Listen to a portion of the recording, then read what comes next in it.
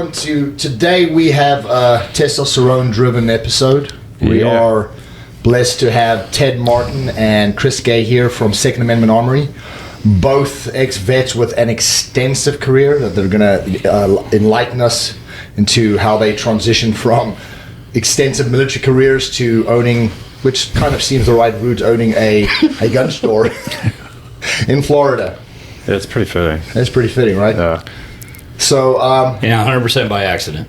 That's a cool story of itself. We'll get into, but go ahead. But no, I want to highlight, Chris, 25 years, Ted, 30 years, special operations, been around the world. I enjoyed the comments you guys said to my daughter when I brought them into the gun store. Our daughter brought her a couple weeks ago. I was like, hey, ask Mr. Chris, ask Mr. Ted what they did for a living. They killed terrorists. So I think that's pretty awesome. A lot of respect for you guys. We're thrilled to have you on here. It's been a long time, Kevin. We wanted to have you guys on since the beginning. It's just a good time for us now to get you here. And we just want to dive in. I think a big thing for us is that, if you've watched any of our episodes, we are big about mental health. You guys are near and dear to your heart. You guys have worked with so many veterans. You're veterans yourself. You know those stories and how they play out a lot of times. And I just think that men need, and not just veterans, like men in general need help. And Jay and I have figured some things out in our lives, and we like bringing people in that have figured some things out in their world. And we like to dive into those topics and talk about them because I think, these are 4 men in here that I would consider to be pretty strong, powerful men.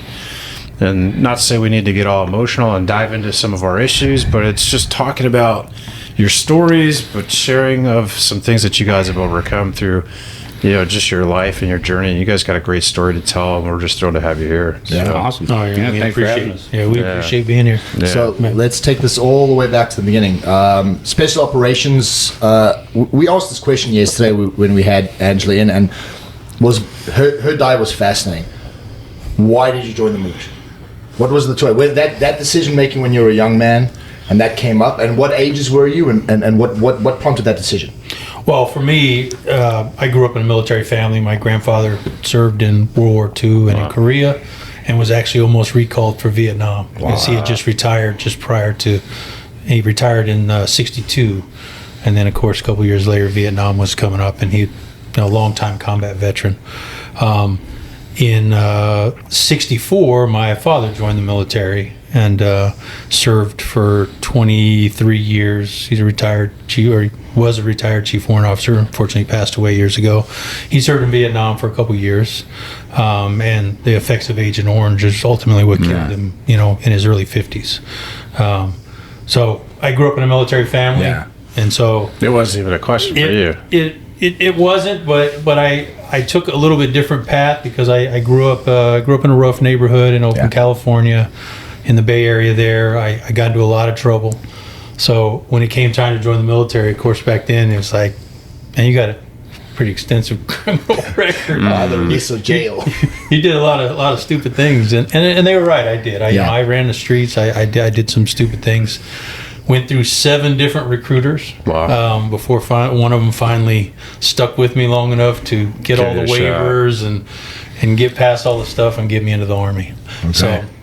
So like I said, and did you go in as 11 Bravo? I went as 11 Bravo. Infantry. And it's what I want. I wanted to be an infantry guy in there, but I scored pretty well on my ASVAB, so they were like, why are we going to do that? And that's kind of a falsehood that people think infantry guys are stupid. We actually learn more stuff. You guys are smart. Yeah, than people ever realized between the weapon systems, the land navigation, and especially when I first went in, because we didn't have all the electronics we have now. I was still using the compass. I did intel. Yeah. Some of the best intel guys came from infantry. Yeah, and so I took that infantry path initially, but in my head, I always wanted to go into special operations, though, and that's it. It was, you can, and I've been married all this time as well, so my wife will tell you that my goal was always that I was going to be in special operations. I started in the infantry in that path only because of my how I had to get in the Army. There was no way I was going straight into special operations. And on that question, so again, very different story to the lady we had on yesterday, Angela, and it always interests me because you're one of many guys here that in their youth they had issues, right? But things weren't going the way they should have gone. There was no path to college. There was no sports that they could fall back on. And generally, everybody who did that had a good experience because it kind of just straightened them out and just gave them a straight path. Would you say that did that for you as well? It did, and my father. He would continually tell me, "You're if you keep running around, you're just going to end up dead on these streets." Because I did, like I said, I did a lot of stupid stuff.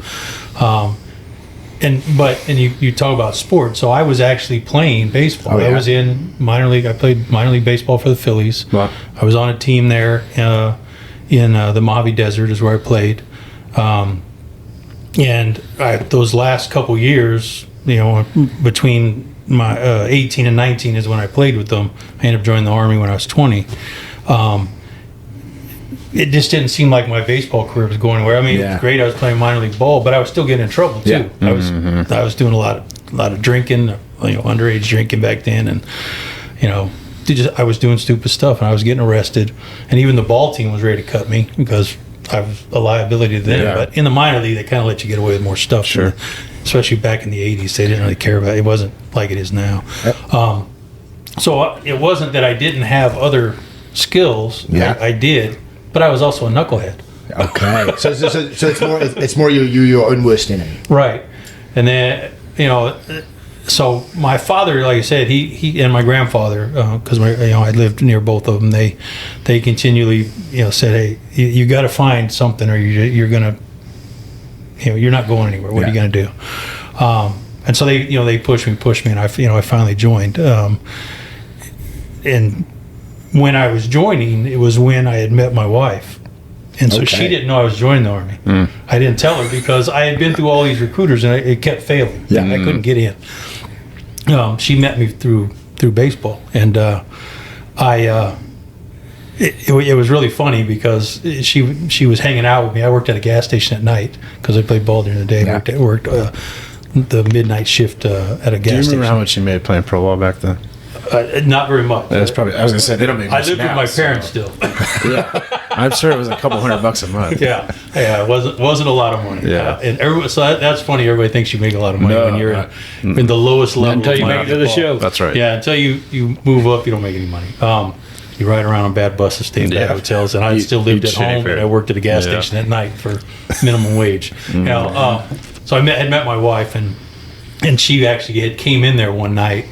And was she'd hang out with me through the midnight shift, and she was in there with me, and I was doing shift change with the other guy, and he brings it up, "Hey man, your recruiter came around, man. They're really looking forward to getting you in." And my wife looked at me and she was like, "What? What's he talking about? Where are you going?" So then it was a very awkward night that night because then she was like, "Oh, so you were just going to join the Army and leave and not." And I was like, no, we never do that. I was like, no, I wouldn't go because I was saying we weren't married yet; we were just dating. Yeah. And it was actually once we got all the paperwork done and all that for me to join, it was my recruiter that said, "Well, you guys should probably get married before you leave because she can go with you." I got an ID card. I lived right outside of Fort Ord in California. Fort Ord was still an operating base back then. In fact, my daughter was born there at Silas B. Hayes Hospital, and so. They said, if you can go ahead and get married, she'll have an ID card. You'll get BAH and all that stuff. So you're kind of taking care of her while you're at basic training, all that stuff. So we got married literally just prior to. Did you go to Benning? I went to Benning. Yeah. Spent my a good amount of time there at Benning, and then my first duty assignment though ended up being Germany. And then back then, as a private, you couldn't take your family. Okay, until you had to get housed. You had to be E4 and get command sponsored. To get housing. Before we go past basic training, why did you join, Chris? Yeah. So, mine was nowhere near that cool of a story. I literally had no idea what I wanted to be when I grew up. Where'd you grow up? I wanted to be a cop. Where'd you grow up? So I went to high school in Sacramento, California. So you got both Cali boys. Yeah. Oh, that's interesting. My dad was construction, so we kind of bounced around. I just happened to go to high school in California and graduated high school from there. Met my wife there, but that's a whole nother story we'll get into later. Yeah. And real quick, both of you married to the same woman in start to finish military careers, right? Yep. From marriage, yes. Yeah. I'm coming up I on had a little break in service there, but we'll go over that. I'm sure. I'm coming up on 37 years. But just that 29 alone, years I mean, this year for me. That's amazing. I mean, the amount of divorce in the military, and for you guys to make That's that a work, big commitment. That's huge. That's yeah, huge. it's amazing. If you ask our wives, it wasn't the easy path. Yeah, sure. For either side. Yeah, no doubt. They still put it, in our face, like, oh yeah. Yeah, I bet. So yeah, it was my summer between my junior and senior year. I was getting all the pressure from the family to be the first kid in our family to go to college. And I hated school. So I was like, it's not happening. You're not putting that shit on me. So I was literally just sitting at home trying to where am I going to go from here? I graduate after this year, whatever. And the phone rang and it was a recruiter. Just cold call. Wow. And I was like, well, let me go talk to him. So I went down and talked to the Army recruiter and everything. And I told him straight up, I want to be a cop.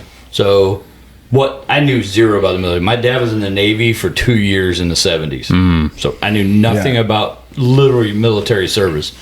So I was like, I want to be an MP so that, I'll go do 3 years. By then I had already known that you couldn't go to a police academy until you're 21 in California, sheriff or whatever. So I was like, I got 3 years to burn. Okay. Go in the military for 3 years.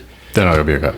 Get out and be a cop. And so I get down to MEPS and they, when you're going to actually sign what your contract is, he's like, man, you don't want to be an MP, you want to be infantry. And I'm like, bullshit, don't lie to me, because I don't know nothing. I'm 17 years old.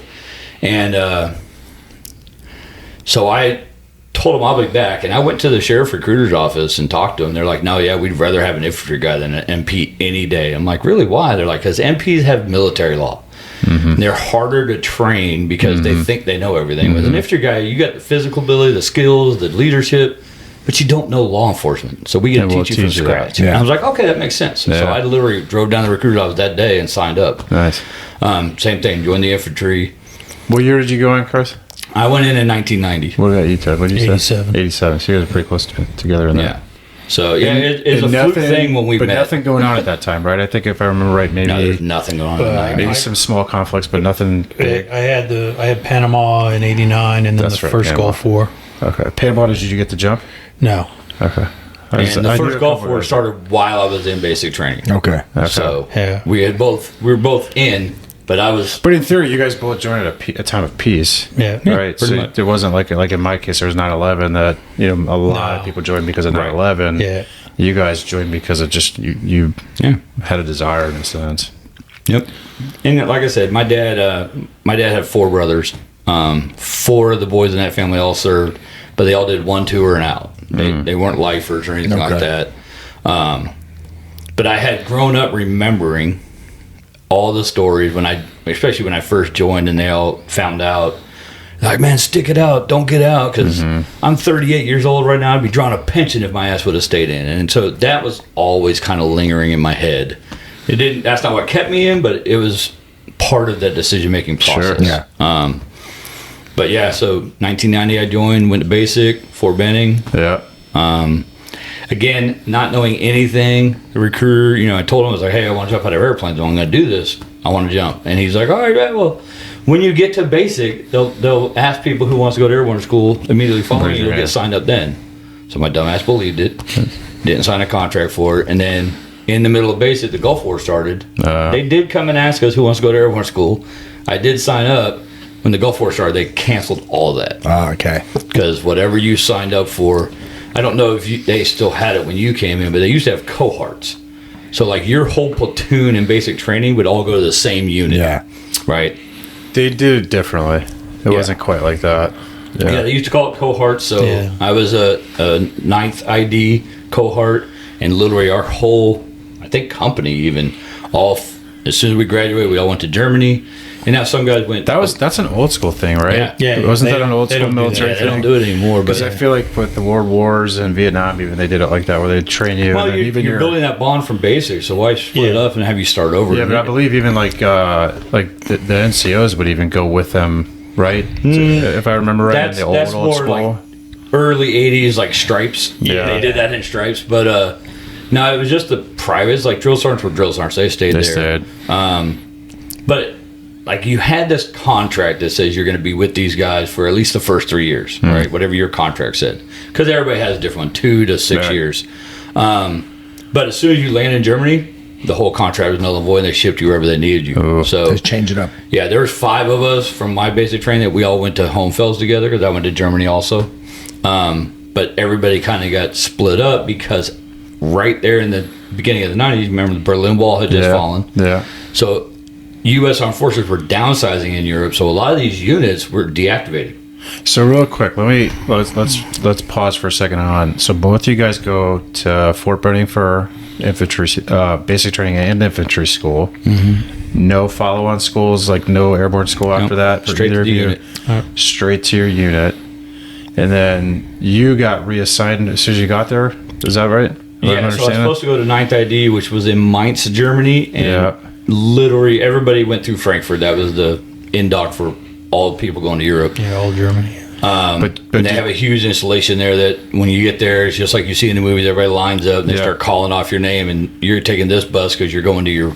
But you went to base. a traditional infantry unit. Mm-hmm. And what about you, Ted? Did you go straight? Yeah, straight to third ID. You're immediately preparing, running exercises. Like, talk us through, like, what's it look like going at that time, especially because we're kind of in peace or about to engage. The Gulf War just started for me. Okay, so for you, For but me, you were- yeah, with peace, when you show up and you're, almost 6'2", and the tall guy, You don't- and you're you stick private, out, they go yep. the new 60 gunners here. Yep, machine Yeah. guns. So That makes they sense. issued me the 60 right off the bat, and Were you excited about that? yeah, I actually liked it. It was pretty cool to carry the 60, and then you get your assistant dude who has to carry the extra Predator should have barrel. been out and- around that time too, right? So you probably had Arnold Schwarzenegger in your head a little bit, like, fuck it, let's light some shit up. No, well, in all truthfulness, what you learn is real quick. Your first little exercise, you learn that the machine gunner carries a machine gun, and that's it. Yeah. 100 rounds of ammo. Yeah. He has 2 other assistants that carry all the other. carry the Yeah. extra barrel, all the Yeah. extra ammo, And all the infantry guys carry all his ammo too. Everybody's carrying his shit except him. So you're like, I'll be the machine gunner. because you're the main gunner.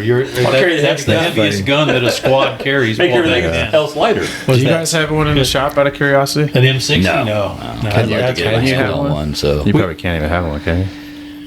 we could have We one in the could. store because we have the license for, Okay. for fully but automatic. to get licensed Couldn't to sell it. Yeah. It's not worth it. Well, we could sell, it, but to get a buyer, they have to go through so much crap to buy it. It's not worth it. yeah, fair. Yeah. I was just curious. Yeah, so when I showed up, we did a lot of training in Hohenfels. You mentioned Hohenfels; it was one of the major training areas. If you haven't done Germany, or Germany. for some of the people listening that aren't familiar, so most people understand NTC, National Training Center, or JRTC. Yeah. Those are the 2 big training centers in the U.S. Well, Hohenfels was the was it. CMTC. It was the training center of all Europe. Okay. So every unit in Europe came to Hohenfels to train. So like, they do My train. experience with Germany is on the way to Iraq and on the way back from Iraq, on the way and on the way back. Yeah. So from my perspective is, so when you hear special operations, right? And I can attest to people I knew in the Rhodesian army and in the South African army who fought against Russia.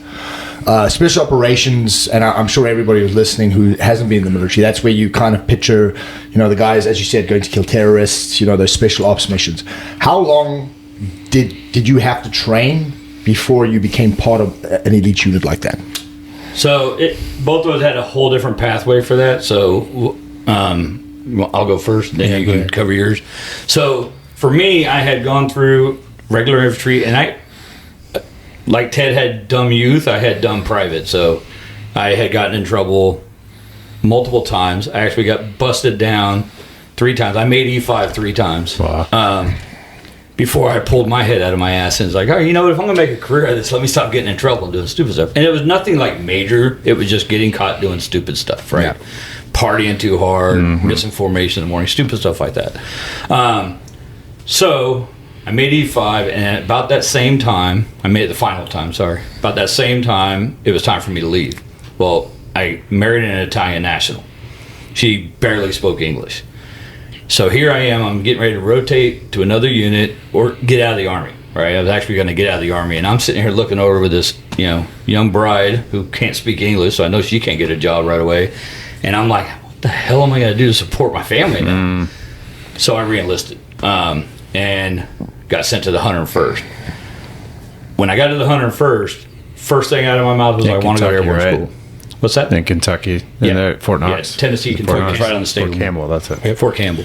So I get to Fort Campbell. First thing my platoon sergeant asked was like, what things do you want to do? I was like, well, I want to go to airborne school. He goes, well, go to airborne school, you got to go to Ranger school. I'm like, that's fine. Send me to Ranger school. To this point, still have no idea what Ranger school was. Real quick sidebar to that. It always amazed me how the Army would say, I'll give you that, but you got to do that. Oh, yeah. There's always a tack on for everything. Well, because, now that I'm grown up and after a whole career, I understand it. Those are all schools that they can send people to, but they want to establish a pecking order. Mm-hmm. They want you to, if they send you to school, you have to graduate and come back because it makes them look good, right? Yeah. So they don't want to send anyone to airborne school and then you fail and you come back and make the unit look bad. Yeah. So they want to test your dedication, right? My platoon sergeant was a Ranger Regiment guy, right? He was in 3rd Battalion, so he's like, well, you gotta go to Ranger school. He pushed it hard. At this point in my career, I have no idea. I was in an Op 4 unit with all mechanized and straight leg infantry guys. There was no Rangers, We had many Rangers in that unit. So I had no idea what a Ranger was. In my back of my head, I'm like, what, park ranger? Like what the hell is a Ranger? Or a big brown hat. Yeah. Because I had literally just my first day of the unit. So I said, well, I'll go to Ranger school. That's no problem. So I got on what we call the unit OML, order merit list, right? So that's, you're the 20th guy. When we get 20 slots, you'll go to school, right? So you're in line. Well, then I started operating in that unit and all this stuff, and then I kind of learned. I'm like, oh shit, what did I get myself into? Because you got to be kind of badass to go to Ranger school. So I started training really hard. I was in a real good platoon that we ended up with. To this day, I'm still connected with 4 guys that went Green Beret and 5 guys that went to Ranger school. So, wow. And that was all in one platoon. That's crazy. Like we worked hard and we trained hard, and we all left the unit. We all left from there to go to a school somewhere. And how many years in at this point? 6? Like 6? 4. 4 years. Okay. That's... So, go to Ranger school. Eventually, I graduated. I did Recycle Mountains. Not because of physical, but because of, graded patrols, and you got to be a team. And sometimes I wasn't the best team player. Sometimes I called senior people idiots because they were, stupid. Yeah. And get you into trouble. So, anyways, I ended up graduating in 95. But don't you feel like I have 2 like really close friends. One was a SEAL, and then I was telling you earlier about Jesse, who's a former MARSOC guy. Don't you feel like that element is a necessity for the special looking ops back guys? now, 100%, it's a mindset of professionals, right? So, and Ted will back me up on this. We didn't know it then. We were young. We just wanted to do something different, right? But when you look back and you talk about and you build a recruitment pipeline, which Ted and I did for our unit, you start identifying. We call it triple volunteers, right? So all soft guys are triple volunteers. Every soft guy joined the Army, volunteer number 1. Everyone volunteered to go to airborne school, volunteer number 2. Mm-hmm. And then every single one of them volunteered for their selection, whatever special ops they went to, volunteer number 3. When you go through those 3 levels of struggle and training or whatever, and they all weed out the ones that aren't supposed to be there. Right. At every level, they weed something out. So by the time your guys graduate, whatever selection you went through, I don't care if it's Ranger, SF, SEALs, whatever, by the time you graduate, you got a bond and you're smart. You're smarter.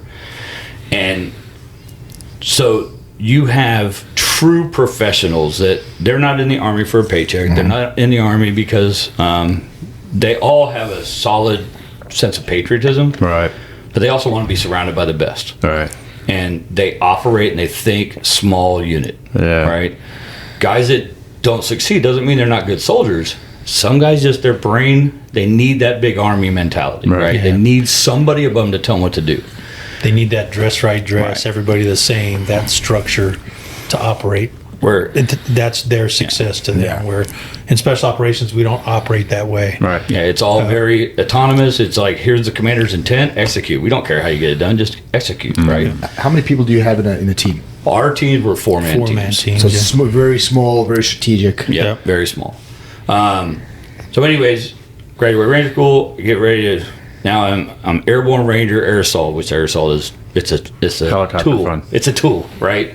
That's what everybody thinks. Everybody thinks it's helicopter fun, but you're Well, if actually you go to learning Campbell, you payloads have and to stuff, you right? have to go to air assault school. You Right. go to Campbell. Yeah. And I But got real my- quick, air assault is payloads basically, right? Like learning how to tie it's those up and it's stuff. insertion by helicopter. Insertion, yeah, some Yeah. repelling, Whether it's equipment or personnel, it's insertion by helicopter. So And not extraction that I did sometimes, anything close to what you guys did, but when I got to Bragg, my sergeant major, he said to me, he goes, hey, you want to go to jump school? I was like, do I have to? And he's like, well, we'll talk about it. And I go, what I really like to do is go to air assault. And he goes, well, you go to jump school, I'll send you to air assault. So, truth be told, and only those that are honest with themselves and went through both will tell you, air assault school crushes airborne school as far as physical hardness. Really? Like, you were getting crushed for 3 weeks in air assault school.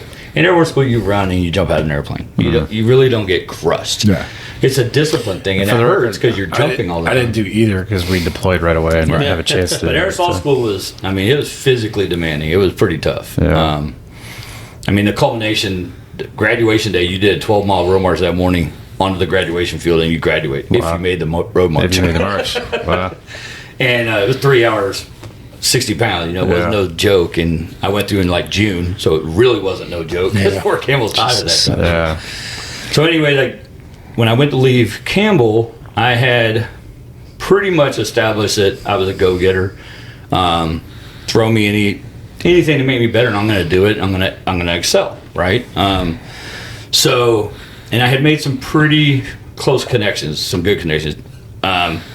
When I graduated, the year I graduated, or the month I graduated Ranger School, I was the first guy from our brigade to graduate in the last like 7 classes. Wow. Which was huge back then, right? So my brigade commander loved me. Like, I had connections all over because guys would just fall out or fail, whatever, for whatever reason. Some of them went back and got it, whatever. But I was the first guy in a while. So now I'm this young E5 with a name. Mm-hmm. And came up for enlistment again. They were offering Ranger bonuses for reenlistment. So now I'm like, well, I'm not going to pass up a bonus. Oh, by the way, I'm going through a divorce now, too. She actually sent divorce papers while I was in Ranger School.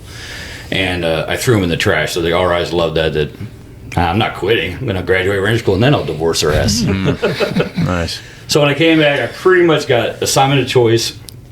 And I had been, now it's 6 years in the Army. And I hadn't gone home to see my mother or father in 6 years. Wow. At all. I was in the Army, right?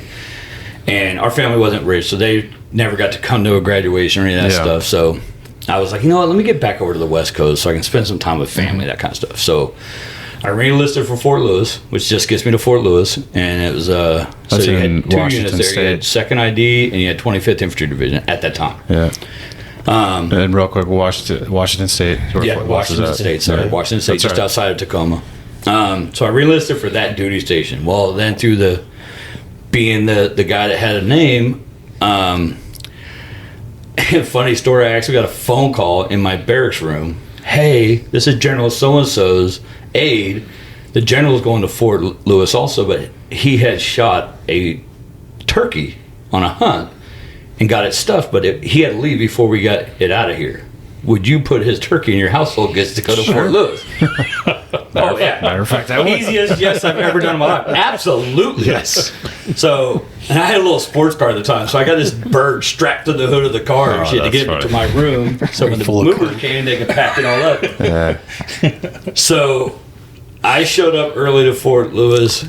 Before I even got my unit assigned or anything, I got in process and I connected with the general the day I got there. And it turned out he was the DCG of 3 Corps, or I Corps, sorry. I-Corps, yeah. So, big wig, right? Yeah. And he's like, man, I appreciate you doing this for me. What can I do for you? I said, I want to be in the LURS unit. And I had no idea how to get into the LURS unit. You can't just like get orders to it, or as a reenlistment anyways. He goes, yeah, I'll see what I can do. So I'm still in reception at Fort Lewis, and all of a sudden my orders got changed. I'm going to LURS. I Corps LURS. Wow. So that's when I first realized that I'm successful in small teams. Big Army, I'm successful there, but I didn't enjoy it. It wasn't my calling. But LURS team, that was my calling. LURS mission, I hated, but that was my calling. That was my first, like, maybe you should go special ops. Because at that time, I was progressing faster than all my peers. Yeah. So for me, the grass wasn't necessarily greener on the other side. I didn't have this big dream of being special ops. Hell, every step to then, I didn't even know what the hell I was getting myself into. I just kept doing it, you know. So that kind of gave me that first taste of it. And they ended up deactivating. that next year. Oh, wow. Which stuck me at Fort Lewis for another 3 years. But I ended up going to 25th Infantry. And from there, I did my time. Now I'm leaving. I'm in the East 6. We had done the Sinai mission, which was a year in Egypt. And when I came back from that, now I have 2-year squad leader time. And literally every East 6 in our battalion that was not Ranger qualified was getting drill sergeant orders. Like this, because we'd all been there 2 years, recruiter. Right. So what years? For the career, so every leadership position is an 18 month to 2 year assignment. Yeah. You're not going to get promoted in 18 months, but you need to have a career building job, right? Drill sergeant, recruiter, Right. right? Those are the all those are those enhancing jobs. And so I was like, I ain't doing any of that crap. So I volunteered. So I called Ranger Branch. I said, hey, I want to go be an RI. So I get to Fort Benning. I'm going to be at 4th RTB. And I'm going to be a Ranger instructor. I got there in June. September 11th happened that year. Wow. So from Let's there, pause. Yeah, let's not jump into 9/11 just yet. Let's talk to Ted on. but the only reason I brought that up, that's what pushed the special ops thing. Okay. So Yeah. So you've technically not actually. I'm still straight leg Because I was infantry. thinking you went to Washington. There's a Ranger bat up there, isn't there? No, I was next door to them. You were next door. And- But there was a Second there was battalion. one there. Yeah, That's what made I me was think. literally right next door, and I knew a ton of them. 'Cause we I all see. went to Ranger school together, or whatever. see. So I had a pretty bond much still with them. fast-tracked everything. Right. Yeah. But I was still in the regular infantry. Okay. When the towers fell, the same day the tower fell, I mean, you got to imagine you got 120 E6 and E7s that have been training and practicing for combat their whole career so far. Yeah. And now the big one just hit. Yeah. So that day, literally the entire battalion dropped to 40.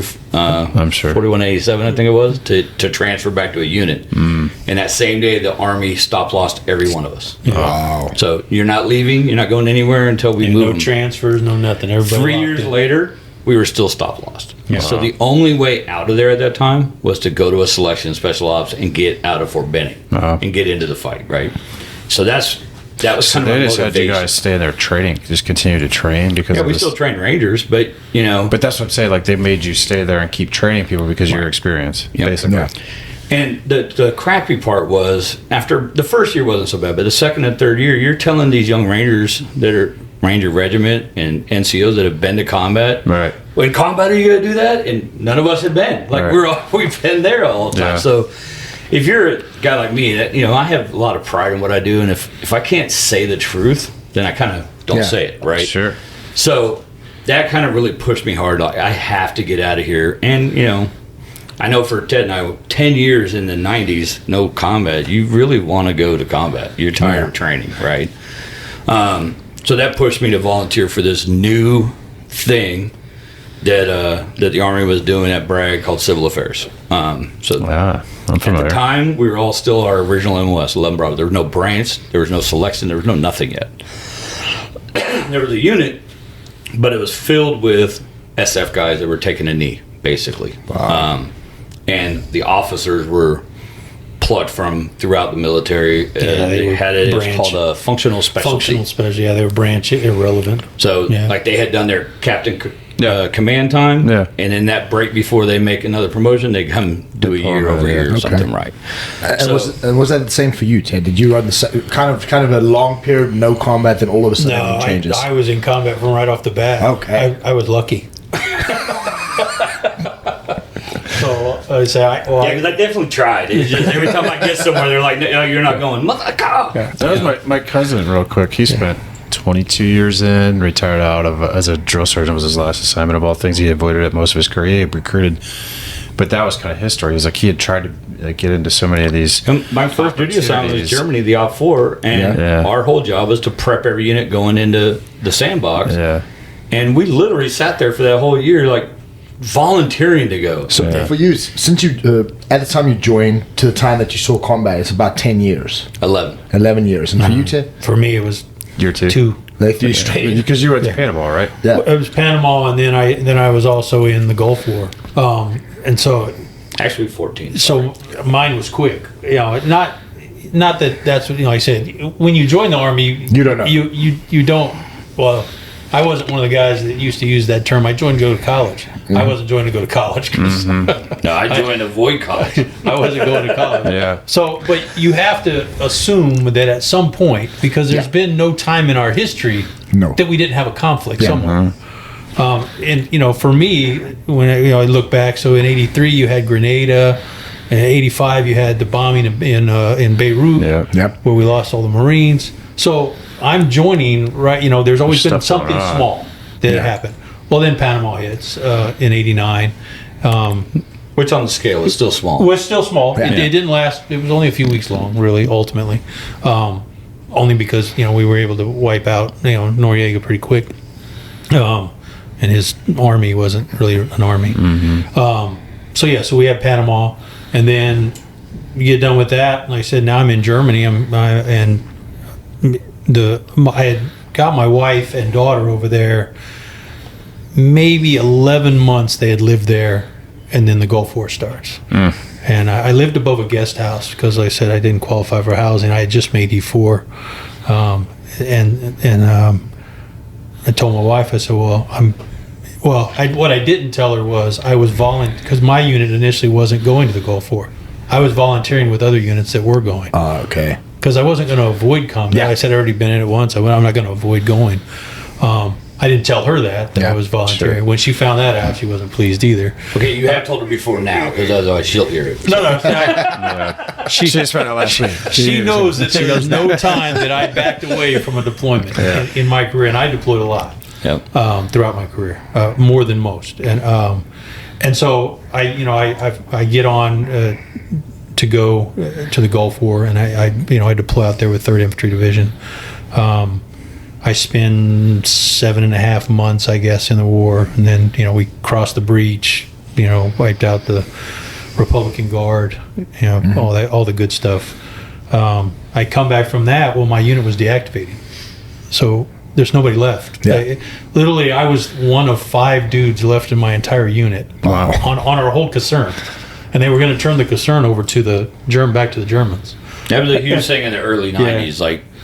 When the wall fell, I was there when the wall they started down. pulling a lot of troops back, and the way they did it was if you were young in country, you got transferred to a unit that was staying in country. And if you're old in country, even if your unit's staying, they'd PCS you out with the other units to rotate everyone home and get them out of there. So I'm there, and I'm waiting on orders. I'm like, what the hell? Where am I going? And I get orders to Fort Huachuca, Arizona. I've been there. And I apologize for both of you. I was there for longer than I wanted to be too. Everybody goes, what infantry guys are at Fort Huachuca? None. Zero. Yeah. And so I don't know.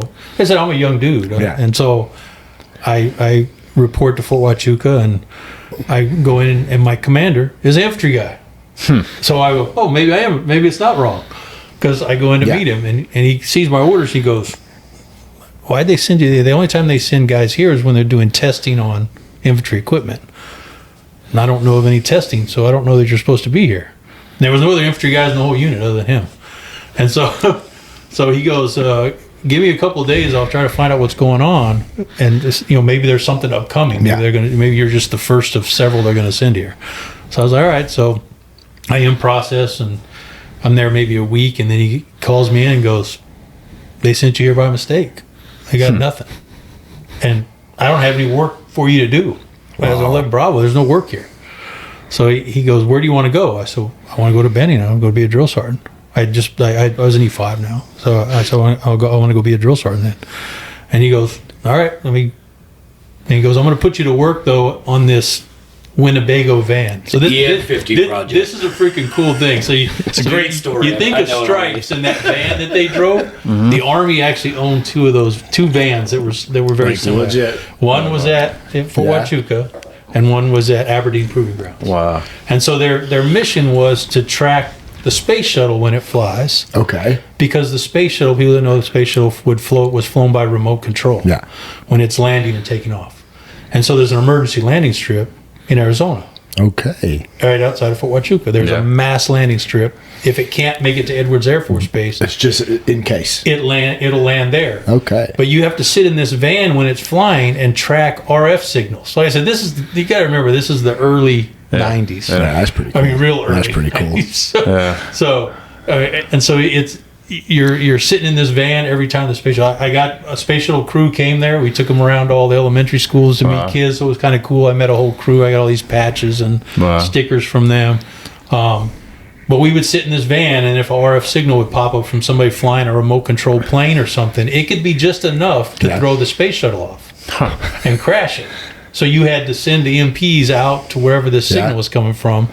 And on top of it was like this big cake thing that was the RF thing over the track. And we'd have to change cassette tapes out, the old cassette tapes, because it was tracking signal all the because you had to have every recording for the entire time. So if the shuttle's up for 12 days, you're in this van for 12 fucking days. Wow. And there's only 4 of us. So we had 2 of us on shift and the other 2 off, 12-hour shifts. Wow. For the 12-day period. And so that's what I did for 6 months while I was waiting to go to bed. I know Kevin's seen the movie. You've seen the movie Stripes, right? Yeah. You are now in the presence of Winger, Sergeant Winger.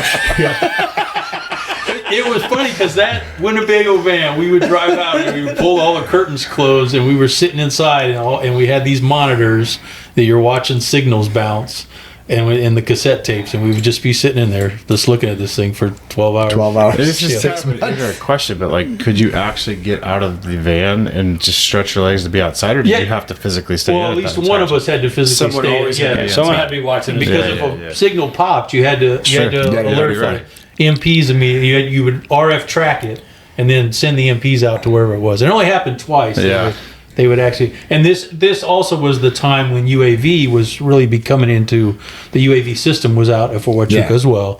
It was really when it was in its infancy, and so they would fly the UAV out there also for the same reason. We would have to sit and track because people out there flying remote control planes in the middle of nowhere could pick up a UAV. But UAV is a pretty expensive piece of equipment. In fact, one of them did get picked up by somebody else's thing and crashed it. Wow, that's like $1 million piece of equipment back then. I said this was the early days. UAVs were massive back then too. That's interesting. So I, it was by far probably the stupidest job I ever had. All the guys that I worked with were all Intel dudes. They were all 98 something, 98. One guy was a listener during the Panama thing. He'd just sit on and listen to conversations. Wow. He was a 98 Golf or whatever, and frequent in Spanish or whatever, so he would just listen to conversations. Not an interpreter. There was a word for him. There was a linguist. Linguist. Linguist that did like he was my supervisor, E6, and like I said, it was just 4 of us. And we were just... pretty cool, but pretty boring. So then it's cool now. It's done. So then I get my order. I finally get to Benning. I go to drill sergeant school. I graduate drill sergeant school. I get assigned as a drill sergeant there in 119, Charlie 119 Infantry. So here I am, still young E5, and there wasn't a lot of E5 drill sergeants even back then because the Army was trying to get away from E5s doing it. They thought we were too immature, and they wanted E6 and E7s only to be drills. I was, kind of fortunate that I got to go there and do it then. Unfortunately, I got in trouble. I got a little physical with a private who wasn't in my company. Wasn't even my platoon. He was another company. But, so I got. Let's clarify, not physical in a. Physical he beat the shit out of somebody. That's what I said. He beat the shit. That's what was in my head. That's why I wanted to clarify. Because back in those days, you could. I put my freaking hand through his face. And unfortunately, I got relieved from my drill sergeant duties right after that. Luckily, I didn't get court-martialed. They had considered it, but instead they just relieved me and sent me to Fort Carson, to Colorado, to 112 Infantry. And I get to 112 Infantry just as they are transitioning to Bradleys. So all the Bravos there were unassing the place as fast as they can. Anybody who had an 82nd patch was trying to get back to Bragg. Anybody that had Airborne or Ranger they did not want to transition to be Mikes, 11 Mikes. Light guys, it's I had no choice because I got sent there because I got in trouble. They want to walk or jump. They don't want to be in a truck because it's a big target and you get hit. Right. Yeah. So that was that light mentality. There's guys that this is what I am, and I'm not riding in that goddamn thing. That's right. Fair enough. So I get there. Like I said, I don't have a choice because I got sent there because I got in trouble. So The Bradleys were the carriers. I can't remember. Was it They were the troop carriers. Yeah. troop carriers Right, with, it was with a the 25 millimeter turret They gun had on the it. big turret gun. What's the word for it in the back? Yeah, the big troop carrier, basically in the back, right? Yeah, It was yeah, that's- yeah. yeah. APC or armored personnel Six carrier. wheels, right? 3 on each side. No, that was tracked. It's tracked. It's tracked. Yeah, yeah. You're thinking of the Striker. NPC. We're way Striker, before Striker. This is before the Striker. Way The before Striker didn't Striker. exist yet. That's right. Okay, Yeah. I'm Yeah. tracking. Yeah, so I get there. Initially, I'm a dismounted squad leader with the Bradley, and what ended up being funny was a couple months later, 2 of the privates from my platoon I got relieved came to Carson to my very company. Oh wow. They see me, they were terrified. I bet. Oh Like, shit. that's fucker's crazy. He's still in. and at what point do you guys meet in the military?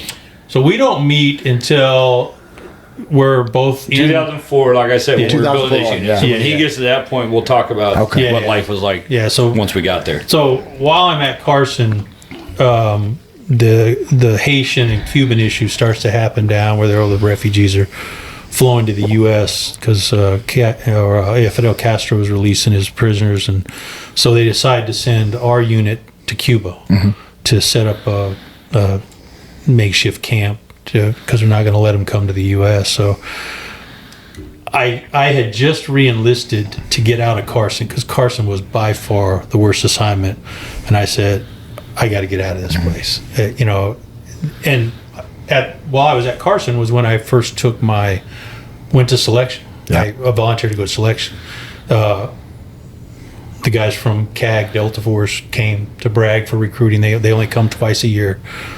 They go to all the posts to So recruit. just clarify this because Jason probably doesn't know the difference. What's the difference between Ranger School, selection, the different places that you can go? Like, give a little That's a great insight question. So Yeah. in on the the Army differences. SOF, and I Yeah. won't speak for the others, even though we kind of operate joint, I don't know every facet of the other services SOF. But in the Army SOF, you got Rangers, that's a capability. You got Special Forces, a different capability. You have our Tier 1 units. Tier 1 units. SOF, our SOF. You have Civil Affairs, PSYOPs, Intel units, Aviation, you got 160. You have all these other assets that perform a specialty. And those elements get attached to Green Berets, SEAL teams, MARSOC as a force multiplier. Right. We're a specialty within a specialty, basically. Okay. And that's kind of the unit that we ended up standing up. It's anytime in today's modern combat, anytime there's an activity going on, no matter where it is in the world, there's civilians around. Yeah. So Rangers don't deal with civilians; they shoot, right? Yeah. So civil affairs guys deal with the civilian population on the battlefield, basically, and then do activities to further the objectives of the shooters, if you will. So that's kind of how it plays out. So that's the different tribes, and every tribe has their own selection because they have their own specialty that they need, right? Special Forces, it's all about teams, and they're going to train for an army, right? So they need people that can solve problems, 12 guys anywhere in the world with no support. That's their core task. Rangers are their primary task is secure an airfield and conduct direct hit missions, right? So that's their core task. So their selection is based off of finding those specialties, those assets, or those capabilities.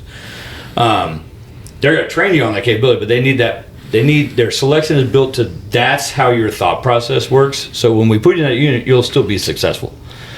Because I would argue that any guy that goes into some selection and gets through it, they could have done any of them. Yeah.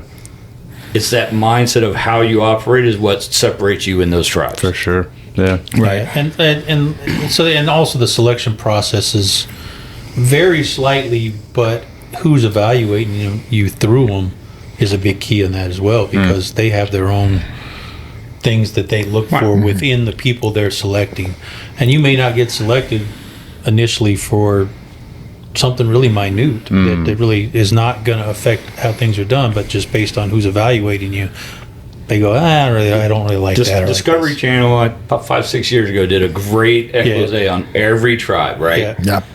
from the SEALs to the boat teams to the SF. They went out to their selections. So they went out and they followed them around and all that. So you got a kind of a snip of how it works. Okay.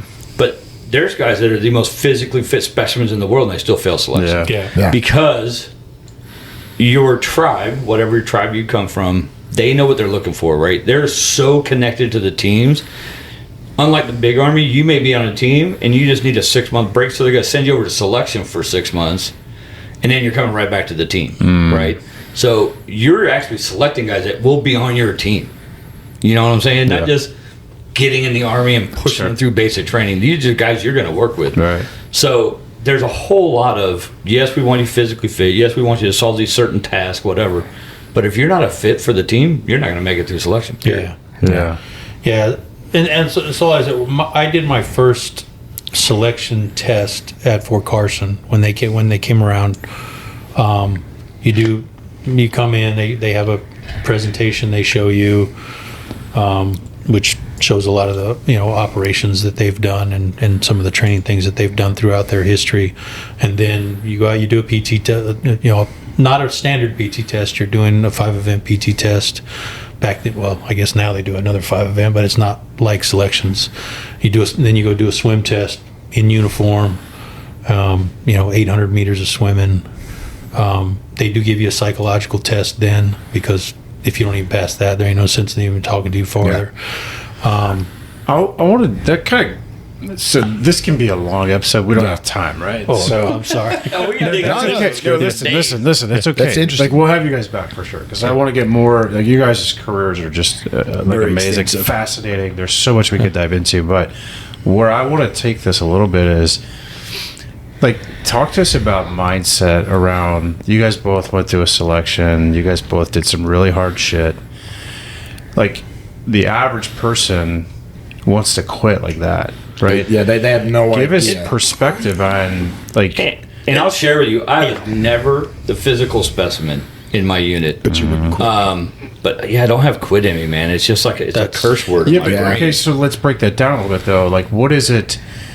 I was a D1 athlete, so in the military I chose I didn't do anything that because I just personally wasn't the path I wanted to be on. I actually wanted to go to the FBI post-military, so that was what I was trying to do to position myself for that. I ended up not doing it, but I just remember my sports days, the mindset I had to go through some of the very difficult things that we had to do.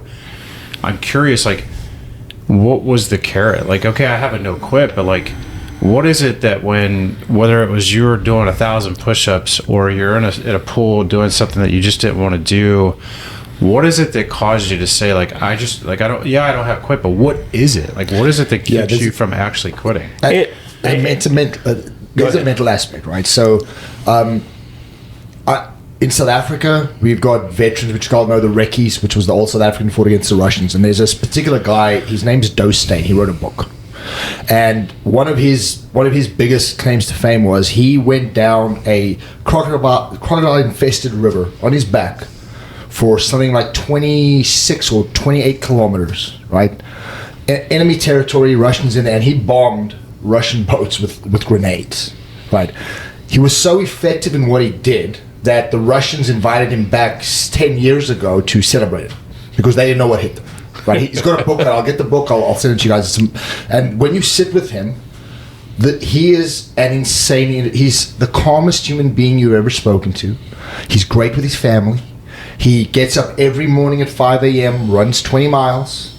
He's consistent in what he does, but the sheer just calm of this man, and then listening to what he did—that's the same mentality I see what you guys had to put in, because you said it there. It's not about being physically fit; it's mentally fit.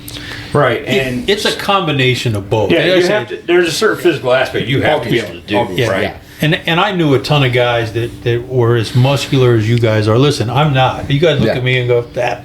But I can tell you, the majority of guys, he knows them as well. They all look like me. Yeah. Oh yeah. It's not like the movies. It's not like the movies. It's not a bunch of big buff dudes. But there are some Ask there. about the prototype when we start talking about the gun shop. I got a hilarious story for you. There are some guys that fit you guys, how you guys look that are in the unit. Don't get me wrong. Yeah, most of them got that way after that. But the most of them look like me. Yeah. Well, my friend Jason, like if you brought him in here, you would never think this guy was the operator that he was. Like he doesn't look that part. Yeah. You know, but one of our great friends who's local here, and I mean, he is skinny as a rail, and he was in Delta for 90% of his career. Yeah, but he's just a stud. Go back into that mindset. Like this is something I'm kind of fascinated by. Like, what is it that makes you guys elite? That when like Marcus Luttrell, the famous like Navy SEAL that was basically left Lone for survivor. dead. Yeah, he's like the book's incredible. The movie I don't think does quite as justice as the book, but like the story, whatever you want to make of it, this dude was left for dead, and he survived. So, but like that's what all these special operations school is basically for that situation, is it not? it is. It's building, like I said, the mindset for us, like I said, and we talked about it before, is so your big Army guys, your big Navy, big Air Force guys, they need that regimented, dress that everybody looks the same, everybody does the same. In special operations, we have to change that mindset, and we'll get officers that come over from the 82nd Airborne that all of a sudden want to be. Well, you get a list of guys. Yeah. You have to break them of that. They cannot get out of this mindset that this is how things are done because this is how we did it in the 82nd. Yeah. I had to break a lot of them as a command sergeant major. I broke a lot of officers and a lot of NCOs that's not how it's done in special operations. I need you to think, and I need you to think outside the box. Yeah. I need you to work the gray areas because we manipulate the gray. Yeah. There's black and white. We manipulate the gray. Yeah. And we do it all the time. Yeah. And if you can't do that, you're not going to be successful in this job. So you might want to go back to the 82nd and serve your time. And in fact, I sent a couple of them out of special operations. And we're not talking negative about the big Army. No, I'm not. I get what They you're saying. have their purpose. We need But we have those a people purpose. that follow Absolutely. instructions to the letter without Absolutely. questioning There's a it. place we for need everyone. that, right? Absolutely. But and I'm big on self-reflection. That's Jason and I have talked about it. But everything I do in my life, I sit there and I, after it's done or as I'm making a decision, I try to reflect on why. I'm a big why guy. And to get at your point, I think that mentality that makes guys that get through whatever selection they go through and makes them successful. One, they're humble as hell. Yep. They enjoy being around other professionals, like-minded people, but they're problem solvers. Yeah. Like the people that we worked with, again, there's no book. Half the missions I did in Africa, no one had ever done. Yeah. And they just threw us in there and said, figure it out. And we had the commander's intelligence. At the end, this is what I need. Yeah. How to get there, nobody knew. Nobody had ever done it. So it was that problem-solving mentality. And then the competitiveness is, you and I, the three of us have talked a lot about being competitive. You guys have no idea how competitive soft guys are. They don't ever want to lose at anything. If you're playing checkers, they're the guys that will throw the board at you because they lost, because they don't like to lose, right? And so that mentality, deep core belief, I think is what really drives them to their selections and to be successful in those selections, right? Let me If ask another you're question. the most physically fit man in the world, but you don't have that passion to always win and achieve that goal, Yeah. you'll quit because it hurts that bad. You will quit. Yeah. So I can tell you, for me, and this goes back to Fort Carson. So my commander at Fort Carson was a light infantry guy, 7th ID, fought in Panama as well. And he was so regimented on light infantry. Well, like I said, they had transitioned to Bradleys, but he was still in the mindset of how light infantry operated. I was always a guy that was always looking for how we could do things a little bit differently. Yep. And I remember very specifically a field problem, because I got in trouble during this one, because I actually punched my commander in his face during this field problem, because I was dismounted squad leader. I was taking my squad on an op to an objective. Helicopters dropped us off probably 20 clicks from this objective. Well, if you know anything about mechanized infantry, you don't have to drop your guys 20 clicks from anything. The whole purpose of the Bradley is to drop the dismounts closer and be support fire. I wasn't a mechanized guy to begin with. I was a light guy, but I learned that pretty quickly. Hey, why do we not use this big tank thing to take us closer? No, a helicopter drops me 20. I'm going through wadis with my squad. During it, we're getting attacked, a couple ambushes here and there. Back then you had the kill card, so a couple guys wounded, a couple guys killed, So we get to the objective. I set my Dragon. I don't know if you know the Dragon. It's a big missile. Anti-tank weapon. Yeah. So I set my Dragon guy up in a perfect little waddy spot. He can shoot right down the objective on the tank that's on it. And then I maneuver the rest of my guys so that after he takes out that tank, we can sweep across the objective. Well, I'm down to like 5 dudes because the rest of them have been wounded or killed. And the commander is who's evaluating me and my squad on this operation that we're doing. And we're in Pinyon Canyon, Colorado. If you don't know the train area, it's probably the worst in the world. And so Worse than the Carolinas. worse than the Carolinas. Wow, Yeah. that says a lot. So the Dragon takes out the tank. I sweep the squad across the thing, and then, infantry mentality. At the other side, you're supposed to consolidate, regroup, and figure out who you have left, how much ammo you have left. Can you secure the objective with what you have? Do you need to call in helicopter medevac for these guys?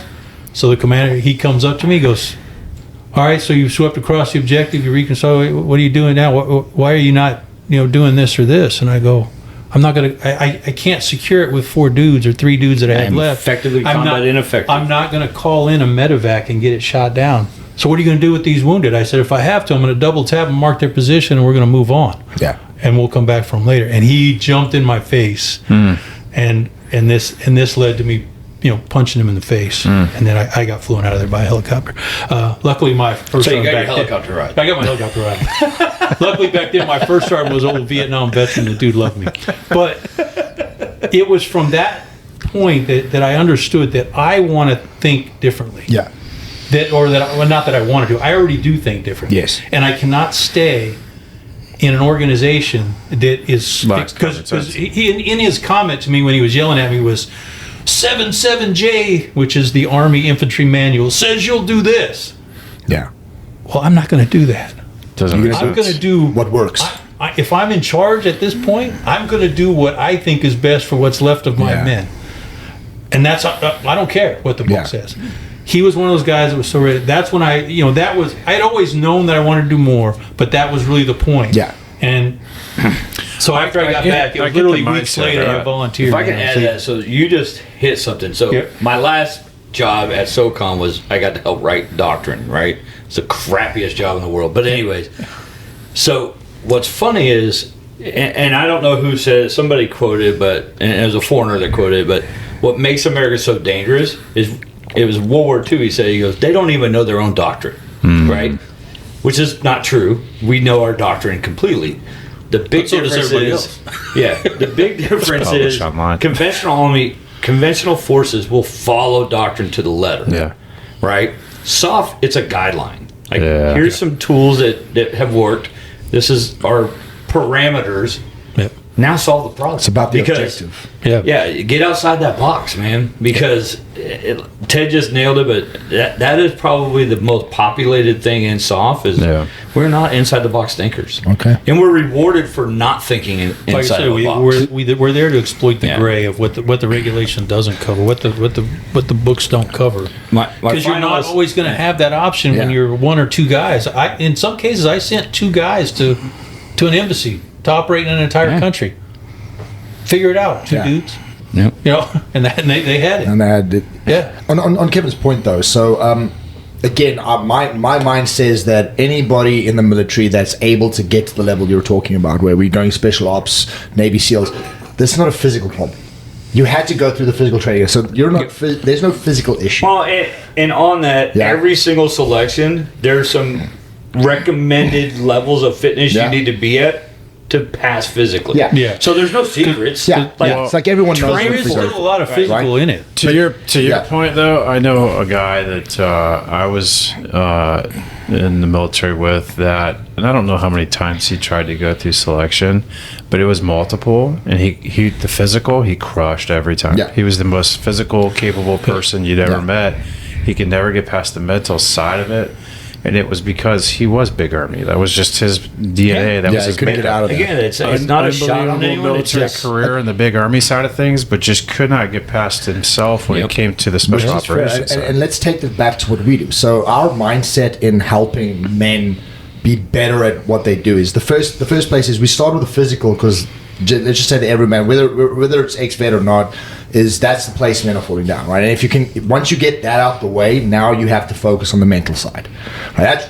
And honestly, if we're being honest, this is where everything changes. It doesn't change on the physical. The physical just, I think men, once you've hit the physical, you feel better, you realize, okay, I'm actually in a better place, and then you open your mind up for the mental side. I will throw at you though that if your mind isn't at all right, you won't make the physical either. I agree with you, right? Yeah, you gotta make that decision. Like, I'm tired of being fat and fucking lazy. But let's be honest. I gotta change something, right? Mm-hmm. But generally, in that saying is the first step on the mental part is the physical part, right? It helps you kind of get that mental way out. Now you're opening up, and exactly what you're talking about. Now you have to learn how to be more efficient, work in the gray, solve a problem, work around your problems. And we're not even talking about the levels you went through. We're talking about daily life, relationships. How do I deal with my wife at home who's upset? How do I navigate business? How do I open up a new business as you guys did, which we'll cover in a little bit.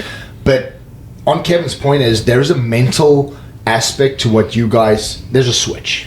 I'll call it a switch that you can flip, and I'm telling you, you'll flip. You guys will be 90 one day, and you can still flip that switch. Yeah, you might physically be able to do what you used to, but the switch is there. In my mind, I can still do it. And, in your mind, you still do it, right? Toby Keith, right? Yeah. And I think even for guys who never went in the military, for me, there's a switch. Is if I'm doing something, if I've decided I'm going to do it, I'll either die or not do it.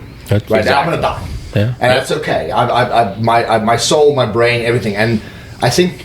What do you think is that switch, whether it be through your experience that people really need to tap into? Because the mental side for me is the big one, and that mental toughness is really important. Well, and that's a great question because, I mean, there are people who've done studies on it and they can't define the answer. So I believe that there's some of us that are born with this just deep-rooted ability to solve problems and never quit. And there's guys, I mean, you can train to a certain aspect of it, but, I mean, mental or physical, it doesn't matter. At a certain point, you're going to quit unless you have that, probably an unhealthy level of, of don't quit that pushes you that extra mile, right? And, I mean, now that I'm a lot less physically fit than I used to be, and I'm older, and now I have pain from all the stupid crap we did when we were younger, you know, it's still there for me. I mean, you're going to find out Saturday. We're going to go play pickleball. You're going to be like, holy shit, he's going to die. No, I'm not. I'm just going to win. And when I lose, I almost get divorced because it's always her fault. But, but that's just that level of competitiveness that I can't get rid of. It's just me. And I think that drives the other set. You know, we're talking about how to become a better man. It drives that learn from failure and learn from things in the past. Like, I see so many our employees and people we work around, they will fail and they'll do the same thing again. Like, you just failed. Why are you doing the same thing again? And like, they never take a step back to learn from that and change. Failure is a gift if you treat it appropriately. True. And you both have trained a lot of men, right? So talk to me about the guy that comes in. He's got every attribute. You can see the potential in him. And you just cannot find how to flip that switch. And I'm sure you've had many guys you've gone through, right? And how do you flip the switch? Because I believe everyone has it in them, right? Unless you're an absolute coward, right?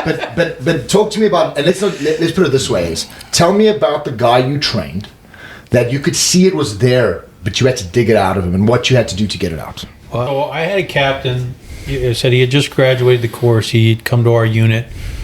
Put him in. He's a team leader for one of the teams. We go up to. We must have been, I think, at AP Hill in Virginia. We used to do a lot of training up there. They have a nice little mock village and a lot of good training areas up there. So we go up there.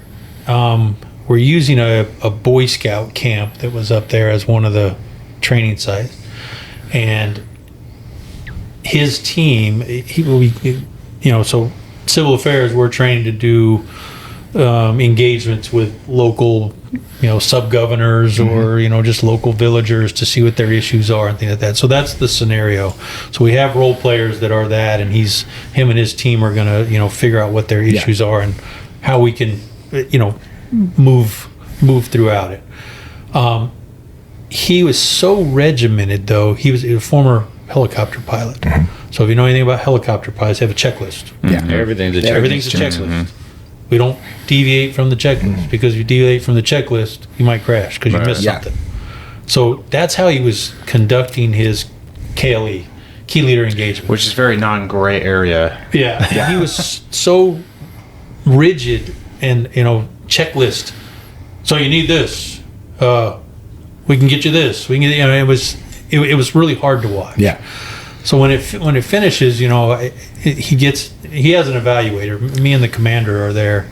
I'm a command sergeant major this time, and I have the battalion commander with me, and we let the evaluator first give him a grading thing on him and his team on how they did, and then I call him out to the side. I said, "Listen, let me talk to you," and he was very offended first that I'm a non-commissioned officer and he's captain. So I had to break him of that first. That mentality. I was always entertained by like the lieutenants or captains that would fuck with the sergeant majors. I'm I was not the sergeant major. It's even worse than soft. So in the soft community, in the team room, it's Kevin, Jason, Chris, and Ted. Right. Yeah. We step out, now it's sergeant whoever, right? Yeah. But we know when to flip that switch. And the regimented guys, there's no flipping it off. Yeah. Like you're sergeant so-and-so every time. It's like, so I told him, I said, listen, I said, you have to leave this checklist mentality. I said, you need to relax. I said, you're the stiffest dude I've ever met. I said, take a breath in, just be a person, just be a dude. Don't take your uniform off. We're in civilian clothes anyway. Our job is a civilian clothes job. We don't wear uniforms, rarely. And so I said, just be a civilian, just be a regular guy. How do you talk to your wife? And I said, just go in, relax, just have a conversation.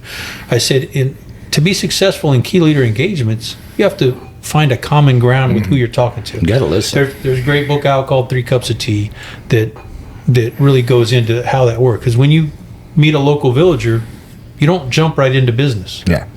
You jump into personal. You build rapport. You build a rapport. Hey, you got kids, you got family, you got grandkids. Let me tell you about mine. That's the only way they're going to accept you. Yeah. And so if you go in so rigid like this guy was, you're never going to get there. He wanted to go right to business. Right to business in foreign countries doesn't work. You're just another dude that popped in, and they know you're blowing smoke up their ass, and that's how it works. So, I have a conversation with him. We rerun the scenario. He goes back in the second time. He's a little more relaxed, but still not there. And so I call his team sergeant over, because his team sergeant and the rest of his team, they spend all their time with this guy. I said, listen, guys, you've got to work on this guy. You've got to get him to just be a regular dude. He's not a helicopter pilot anymore. Yeah. He's never going to be a helicopter pilot anymore. If this is his job, this is going to be his job. I said, because ultimately, if you don't break him, he'll be a helicopter pilot again, because I'm going to get rid of him. I cannot, because when we go through these training events, it's because we're getting ready to deploy guys to foreign countries. 4-man team. They'll be the only ones going. I had the Middle East. So you're going to Yemen, you're going to Pakistan, you're going to Afghanistan, you're going to Iraq, you're going to Lebanon, you're going to Jordan, you're going to Tajikistan. Those are the places I had teams. And I had the headquarters element in Qatar. So I had all of the Middle East. So if something's going on, only a 4-man team is there. One of them may work in the embassy. The rest of them are, in a team house, but they roll out to small villages throughout whatever country that I put them into. If you can't operate, I won't send you. Yeah. And if you can't pass those scenarios that we had prior, I'd cank you. And it's my decision. Yeah. Between me and the commander. Now, the commander had a lot of say on the officer side, but so did I. And my commander all listened to me. I had served in the unit longer than all of them. Once I had made command sergeant major, I had been in civil affairs before it was civil affairs. I was one of the, I was there a year before Chris arrived. And there was only 130 of us when I got there. There was literally 110 when I got there. Yeah. And they were, like I said, they were a mix of Green Berets and officers from whatever branch. Yeah. We hadn't become an actual functional field yet. That didn't happen until 2005, late 2005. And so, like I said, this is later on. We're bringing in officers from all over the place that are actually becoming 38 alphas. Yeah. And but I could still cank them as well. And while they could make it through selection, and really I didn't even know how this guy made it through a selection, as rigid as he was. Yeah. How he made past psychological evaluation, it amazes me. And I sat a lot of those boards too. I would go out to selection. I'd have to sit the board. Any guy that was on the bubble of a psychological thing, I'd go out there and sit the board and look through their packets with another panel of guys, and we'd decide if they passed or failed. And if they didn't make it, they didn't make it. They'd go back to whatever unit they came from. This guy, like I said, he ultimately relaxed. He started to relax. He was getting there. I sent him, and I really want to say I sent him to Lebanon. And he actually did very well in Lebanon, him and his team, working very closely with the Lebanese Rangers. And of course, this is prior to everything that's going on now in Lebanon. But we worked very closely with those elements that are battling Hezbollah. It's worse now than ever. I don't even think we have a team there anymore. It's so bad. Let me jump in on a question. So both you guys and lifelong military, lots of deployments, seeing how Afghanistan closed down, and I don't want to get politics involved with this, but do you feel like I know guys that have said they felt like it was for naught? Like, do you guys feel like it was like you made a difference? Yeah. I did seven rotations in Afghanistan between. I'm not talking just Afghanistan. I'm saying in general. Well, and I did more. I did the 4 in Iraq as well, and then another country. That's the biggest mistake we all did, and Ted and I haven't talked about this one-to-one, so I'm interested in his feedback too, because he was Middle East, and I was Africa, which is very Middle East-like. It's the same religion, same kind of people, different part of the world. But it is a different mission set. But when you're dealing with a tribal mentality of these countries, right? We rolled in there with this utopian picture in our head of what Afghanistan would be when we left, and they were never going to be that. Yeah. And the one thing that the tribal culture has developed over thousands of years is, when the invaders come, we just got to wait them out. They'll leave. Right. They'll give up hope, and we'll go right back to the way we were doing things before. And unfortunately, it happened in Afghanistan. I don't think any of us thought it wouldn't get better. We all believed in the mission and we can make it better. But now when you reflect back on it, you're like, yeah, we were never going to change them. No. Hell, the Soviets proved that they couldn't change them. We came in right behind it. We thought we were different. That's a big testament to the current administration's mindset, which is we can't instill Western culture in everybody. And every time we try, it's just a mess. Right. What we need to do is we need to realize that they're in their individual culture. That's what they do. Yep. 2 degrees of separation, and then try to work within those parameters. Some kind of stability that everyone can work together. That's a solution. But trying to make them. But Afghanistan, became our generation's Vietnam. Yeah. Right. I mean, we fought there for 20 years, and what do we have to show for 20 years? Nothing. Yeah. We have a but even just the draw out, right? Like what bothered me, like I was at Kaya, where the last place that they pulled out of, and I've been to Bagram as well. Spent a little time there. And just for me, I think the part that stung a little bit was the idea that the smallest runway in the country is where we decided was our last place to turn the lights off. We couldn't have done that out of Bagram, just the logistical nightmare. Kandahar. Could have done it out of Kandahar, so to see how it was botched, to see how it was handled, to me it was a computer, it was a shit show. Very blatant word, but it was a freaking abortion. Period. Yeah, it was terrible. To me, I think that's where a lot of veterans that I've known, and Tom, I'd love to hear what you were going to say, but it just seemed like all of a sudden the lights just got turned off, and in 20 years of how many deaths, how many casualties, and at the end of the day, not it just was physical. And we can all point fingers at a certain party, but it was both parties were guilty of it forever.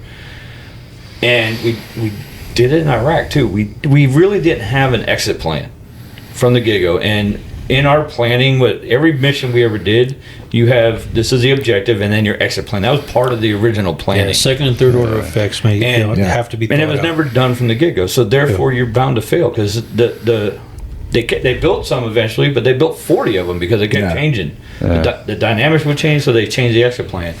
And personally, I believe, and I had no love for the prior administration. However, the reality of the politics of it was he has the entire country going, dude, end this shit. Right. We've been in Afghanistan for 20 goddamn years. Yeah. And he was the first one to say, fine, we're going to turn the switch off and leave. Yeah. How did he do it right? No. Absolutely not. But I also believe that at some point that day was coming. Didn't matter what administration was in there. So at some point, but I just think the card were going to be stacked so high they were just going to do it. It could have been handled much differently. I mean, I think we all seen the airplane that was flying out of country with people hanging on the side of it. It's not just like Vietnam with the helicopter, right? So leaving off the embassy. On that point is, and this is a great reference for me because I think, and you guys as ex-vets, tell me if this reigns in. I think this is very similar to living in the world. The world is a messed up place, right? The military complex, politics, it's a messed up place.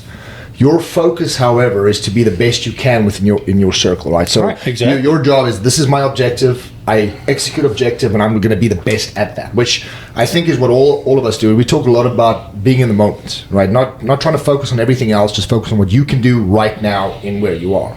And on the psychological side of it, I feel just listening to you talk about how you progress things and setting in a 4-man team. Your goal is to try and institute change with as little influence as possible, as efficiently as possible, with as few casualties as possible. Yep. Right. You just nailed our right. That would be the most efficient way, right? So you're not going in there trying to start a firefight. You're going in there trying to prevent one. That's civil affairs' entire mission is try to prevent future conflict. Right, and in doing this there's a psychological aspect. It's not just about having the bigger gun. Yep. It's about influencing people in the right way. We had the fewest amount of guns. You see what I mean? Yeah. So when you look at operations, your kinetic is all shooting guys in the face, and then your non-kinetic is.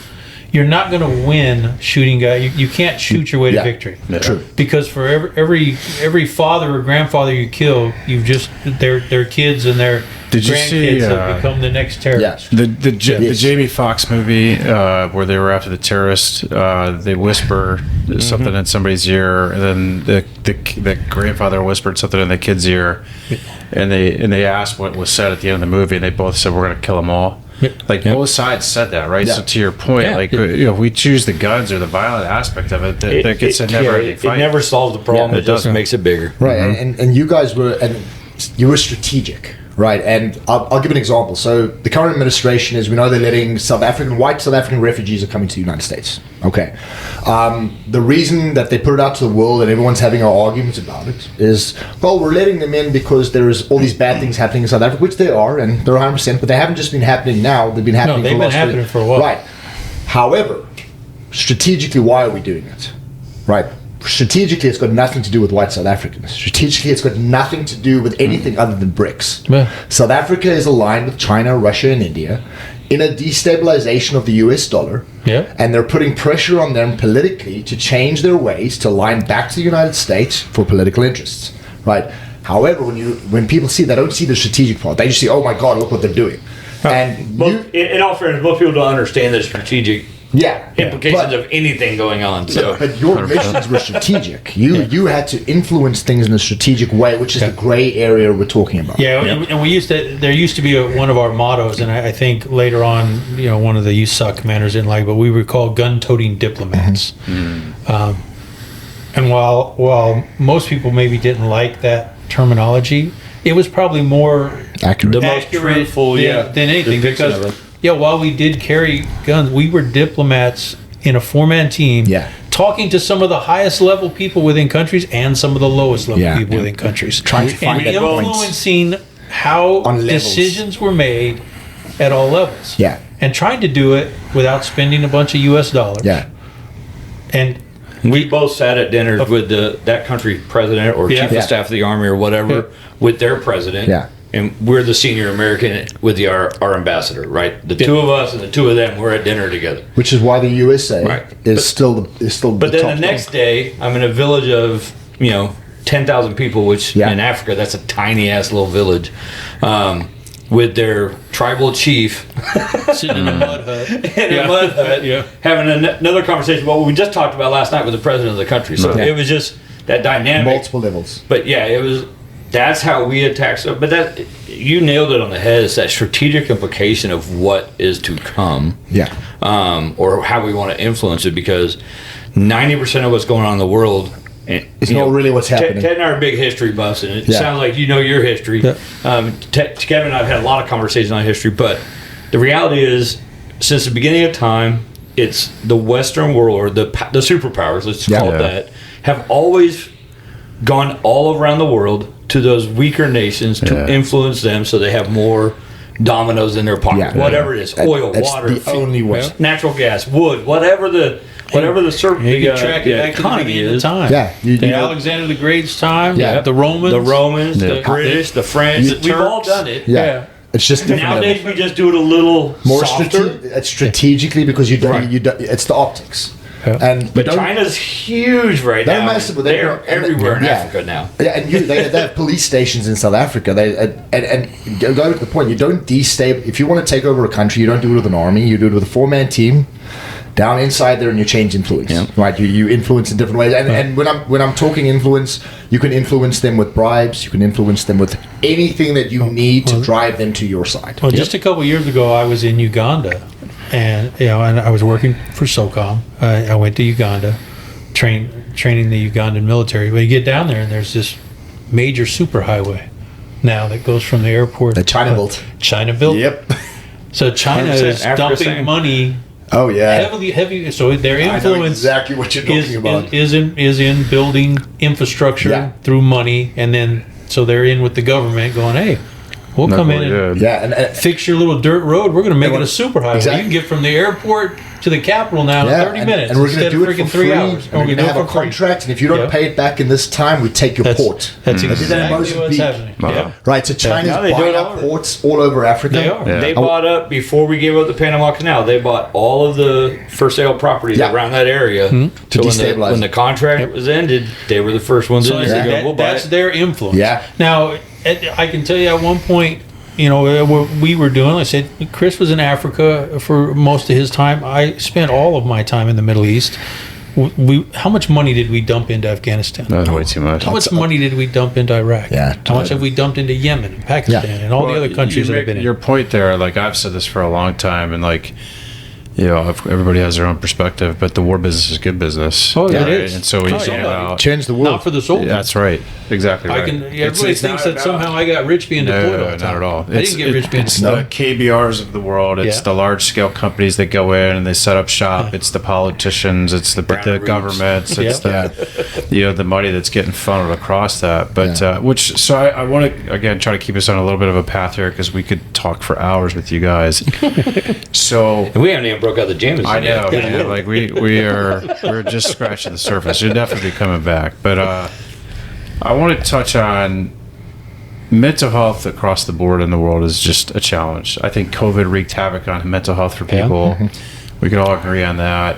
But I feel like what's happening too, there's a little bit of an epidemic with men in general, not just veterans, but men in general. I feel like there's like, I can tell you, I think I've counted up to 8 people in the past few years in my life that I personally know that have taken their own lives. And we just had a guy we served with. I know you guys probably just have took his life a couple weeks ago, right? Over in Orlando. I'm sorry to hear that. And like, give us, I know you guys have been through a lot. You've been through combat deployments, talk to us a little bit about like how you've healed, how you've overcome what and maybe that's still a journey for you. For me, I can tell you it's still a journey. I don't think you ever overcome it. Yeah, I still struggle. And that's the only reason I get it. Like, I think it's a constant battle. So I was very fortunate toward the end of my career. Admiral McCraven was in charge of SOCOM, and he saw this, exactly what you're asking right now. He saw this problem within SOF, right? That the best of the best of the best are killing themselves at a record number. Why? So he started a task force to tackle this problem. And what he wanted was 2 people from every tribe within United States Special Operations, right? So Army, Air Force, Army, Navy, Air Force, Marines. He wanted 2 to 4 people, whatever, from every single one of those tribes to sit down and start digging into this problem, see what the problem is, right? It was actually a really cool experience because I got to travel to all the Army bases and talk to guys. I was the CA guy, but I got to talk to the SF guys, the Rangers, the 160th guys, everyone in the Army. We got to go around and just start asking questions. What do they think would be a solution to this problem? Blah blah blah blah blah. And two very enlightening things came out of that. One, those alpha type males, those guys that don't quit, those guys that get to that level, they're never going to ask for help. Never. Right?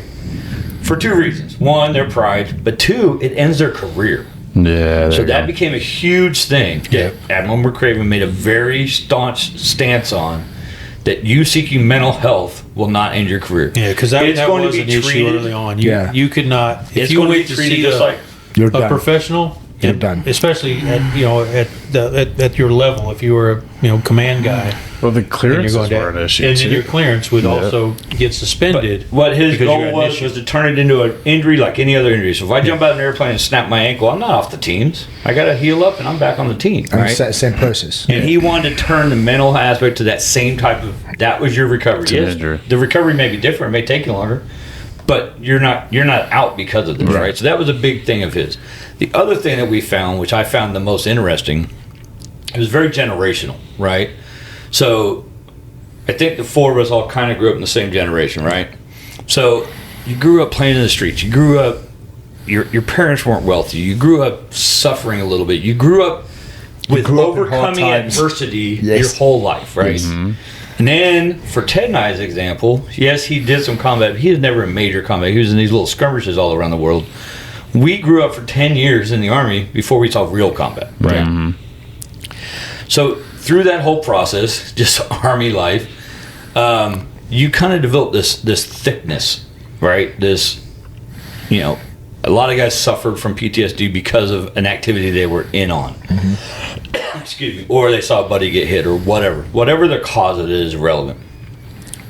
How they reacted from that is what we found to be a generational gap, right? The guys that grew up, came in the Army from 85 to about 95, they dealt with the whole situation a whole lot different than the guys that came in post 9/11. Interesting. The post 9/11 guys had no ability to deal with it because, and we never found the exact answer, but some of the things that we believe were the root cause.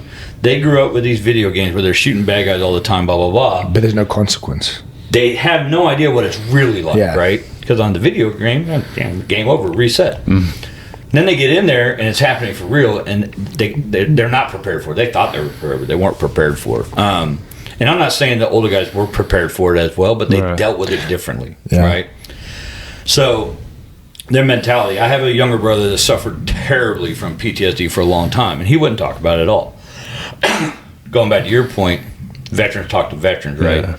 So his wife and my mother were both like, would you talk to your brother? I said, I've talked to him. He doesn't want to talk about it. But I finally got him to break, right, and talk to me about it. Their mindset going in, my brother, he didn't have that mindset. It was like, it's me or him, period. That's it. To me, it was that simple. Either I'm coming home or you're going home. There's no middle. Mm-hmm. And if you didn't make it and I did, I win, right?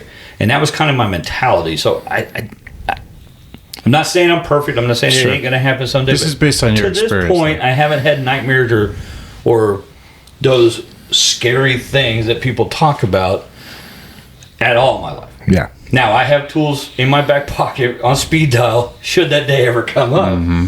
But I just haven't had those, right?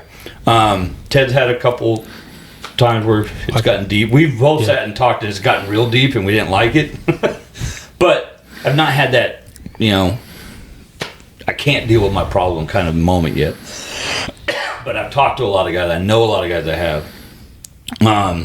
And that's what we found is a huge problem. It's that generational shift. And we don't know the answer. I think something that we, I thought maybe you were going this way, maybe you're kind of saying this, but the world it's all based on our experience, right? And we have things that we go through. There's traumas that occur from children, like when we're children, we carry these things with us. There's a book that I would recommend to any veteran called The Untethered Soul. I actually have one of my best friends recommended that book to me. It helped me a ton. And it's all about the brain and what's going on between your ears. And the idea is that, like, you have tools and resources to help you when these things come up. And you nailed it when you said, these people, we have pride, we have like ego that prevents us. That's why we're talking about a lot of the things that we're talking about, because my view is we're big, strong dudes. We're both big guys in general. And if we can break down topics more than just mental health, like relationship stuff we talk about, physical, we talk about a lot of stuff on this podcast, because I see it as we're all facing these struggles, and it's the idea that you need a tool to help you through it, and be a voice. And I remember, like, with my stuff, I didn't do the same thing, and nearly what you guys did, but like, I lied about my mental health coming back from deployments because of my clearance, because I had a high level clearance with caveats, and I lied about everything because I was like, yeah, I'm good, I'm fine, there's nothing wrong with me, because I didn't want to lose my clearance or my livelihood. Another one that affects a lot of people, and it did us, was there was a time where if you had any history of mental health 100% in your record, you weren't carrying a firearm no more. That's correct. Right? Yeah. And that was, to me, right, I was never going to give up. Correct. Right? Yeah, So, which is fair. So I was like, all right, we just won't talk about it. And that's changed now. It's gotten certain, there's, yes, if you hit this level of mental problem, you're not getting it good anymore, but that's a whole different animal. Yeah, it's very real. But if I could, I'll share this with you. So, post-retirement, I went to volunteer with a lady who does free mental health for all veterans, right? She focuses on special ops just because that community was able to pay for her time, right? So she did a lot. And when I retired, I didn't want nothing to do with the military ever again. I was done. I gave him 25 years of my life. I gave him my whole life. I was getting away from it. However, I still love soldiers. So I looked at working with her as a way to give back to soldiers and help the guys that need it without having to work for the government, if that makes sense. So I did a lot with her. And she worked with every branch, every color of SOF, if you will. And the biggest thing working with her and being on Admiral McCraven's POTUF team was you started to realize that there was certain guys that will talk about stuff. How he talked or who he talks to was important. And there's guys that will never talk about it. And the guys that talked about it had a lot easier time navigating it than the guys that clammed up, right? Sure. And it made me reflect, right? Why don't I deal with any of these problems? And it took a long time, but I finally figured it out. So, there's a little story with it. In Iraq, the only way I can call home, we had iridium phones, satellite phones. The only way you can call home was to get up on top of a 3-story building to get a signal. So you can talk to the wife, right? 6 months I talked to her 4 times. It wasn't like I talked to her every day, but I get up there and just check in and let her know I'm still alive, that kind of stuff. And one night I got up there and there was mortars flying over our building, hit a target on the other side of our building. But it was close enough I could hear the fins, right? Yeah. Hey, babe, I'm gonna have to go. Yeah, I'll talk to you. I'm gonna have to cut this one short tonight. I didn't say nothing to her, whatever. A couple seconds later, this one was even closer. I probably could have reached up and touched it. I gotta go now. And I hung up on her and ran downstairs. Never said another word about it. 4 months later, I get home. We have the whole welcome home thing and all that stuff. She gets me alone and she goes, "That night you hung up on me, you were getting bombed, weren't you?" I was like, technically no. But I was in the arc of the bomb. I heard it. I was about to get hit with it on accident, but they were shooting somebody else. I just happened to be in the way, right? Yeah. But my wife's an ER nurse, so she deals with a whole level of trauma that none of us will ever understand. And I've always been able to talk to her. She understands to a large degree. I would never talk to her during, because I never wanted her to worry that I was getting shot at or anything like that. But when I got home, I'd lay it down. You had an outlet. Right. And she does the same with me. And I think that's different on my side because, while I was in CAG, you don't talk about your operation. My wife knew that. My wife, she couldn't even come to the office. We have a compound on the backside of Bragg that I know what you're talking about. Open to. I've actually been by. I've never. It's not open to to anybody other than members. And so when I would just up and leave for operations, you don't come home and talk about it because you're not allowed to talk about them for one thing. Yeah. And she knew not to ask. Now, my wife works at the VA. She works at the VA now here, and she worked at the hospital at Bragg. Yeah. And what's funny is, so, you know, at the VA, she constantly has vets coming in there, and they get in there and start telling their war stories. And she goes, how come you don't talk about your story? I still don't talk about it at home. It's just not something I talk about. And I said, that's why I hate going to the VA, because I always get some veteran next to me wants to tell me his life story, and I'm not going to say anything. Yeah, everyone, I got nothing against him telling the story. I'm glad guys didn't want to talk. I'm not saying don't talk, but my wife hears them all the time from a lot of them, Vietnam guys and stuff. Yeah. Like I said, and I think that's great guys to talk about it. I'm just not one of those dudes. I'm just not. Like, she told me I should write a book, and I'm just.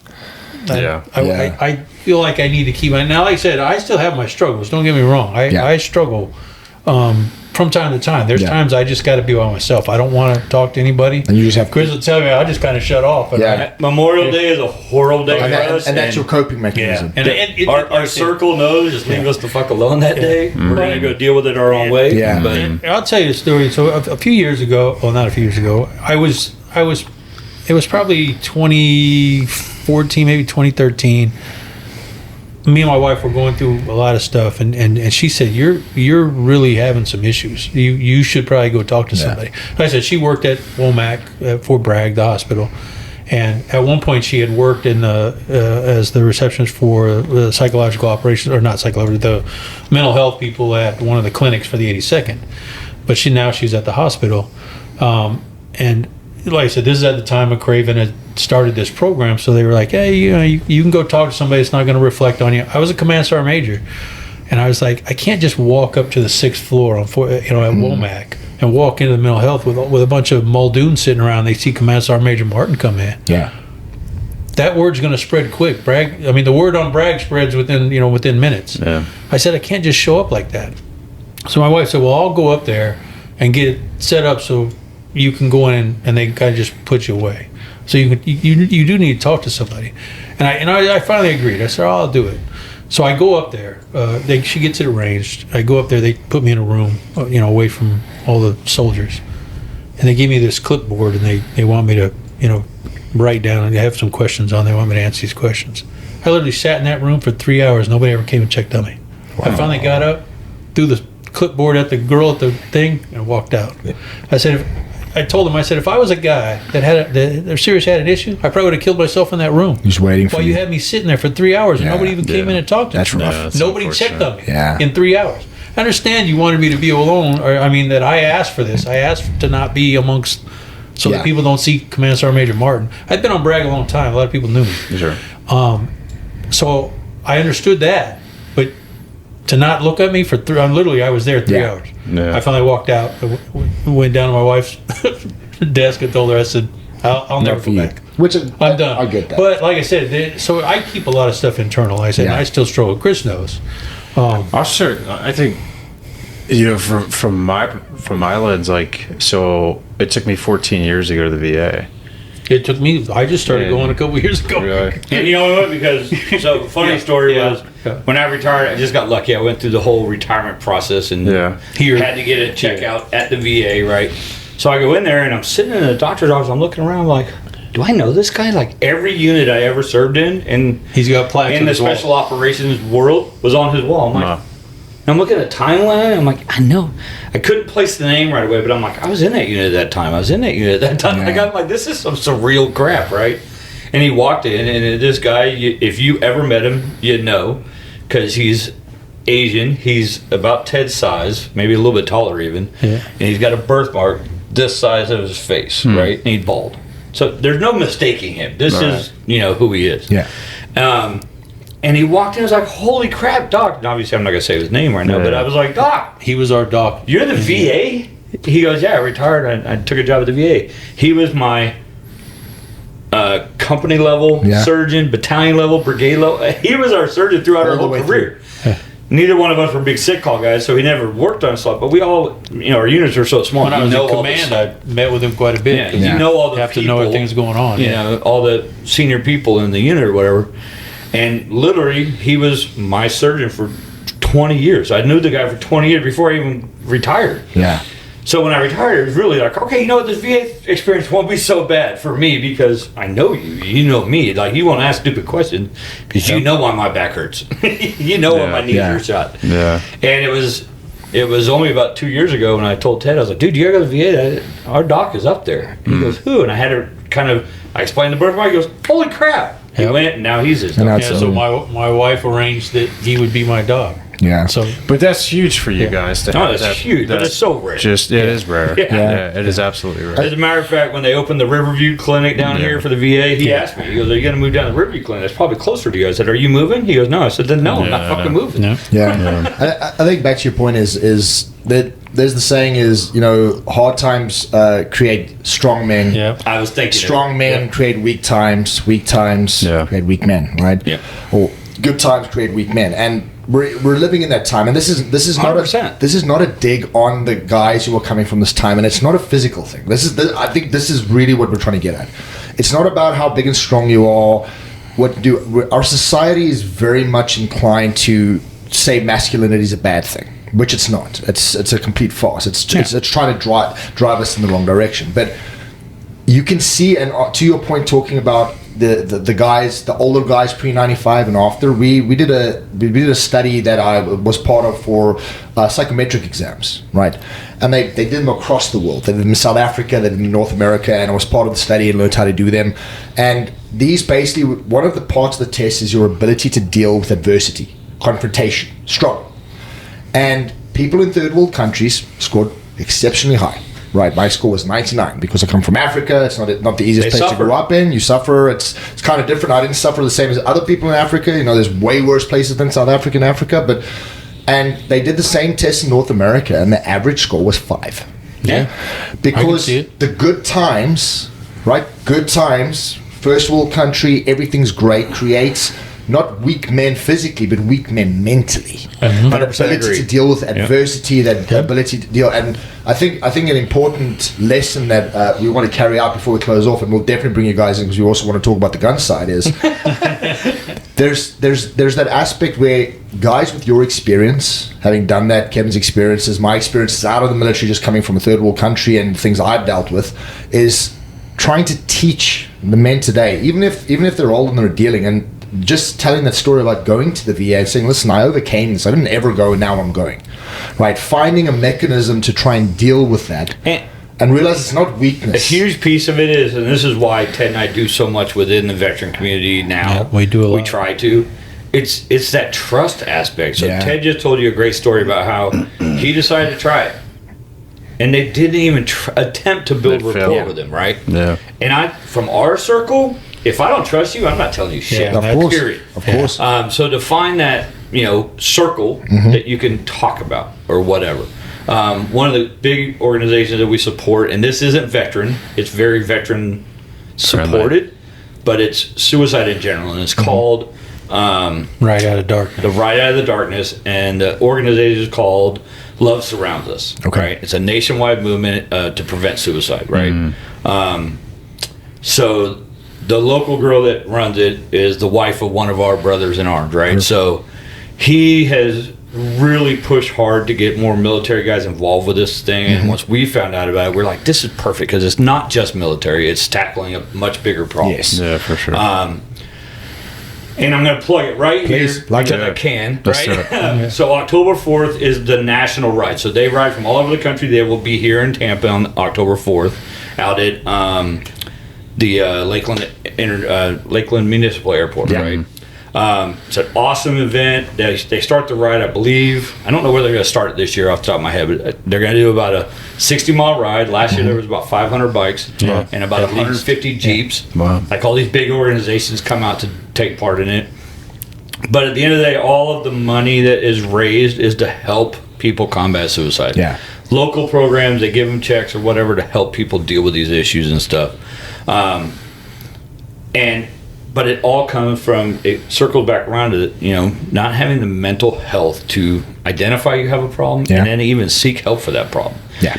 And we're big believers of providing more than one avenue for that guy, because Yes. what worked for you is not going to work for me. And for you, right? Everyone's got a different one. Right. Everyone's got to have a different. I think little- something that's really important to highlight in terms of like men and mental health is like my wife has a friend that she went to high school with.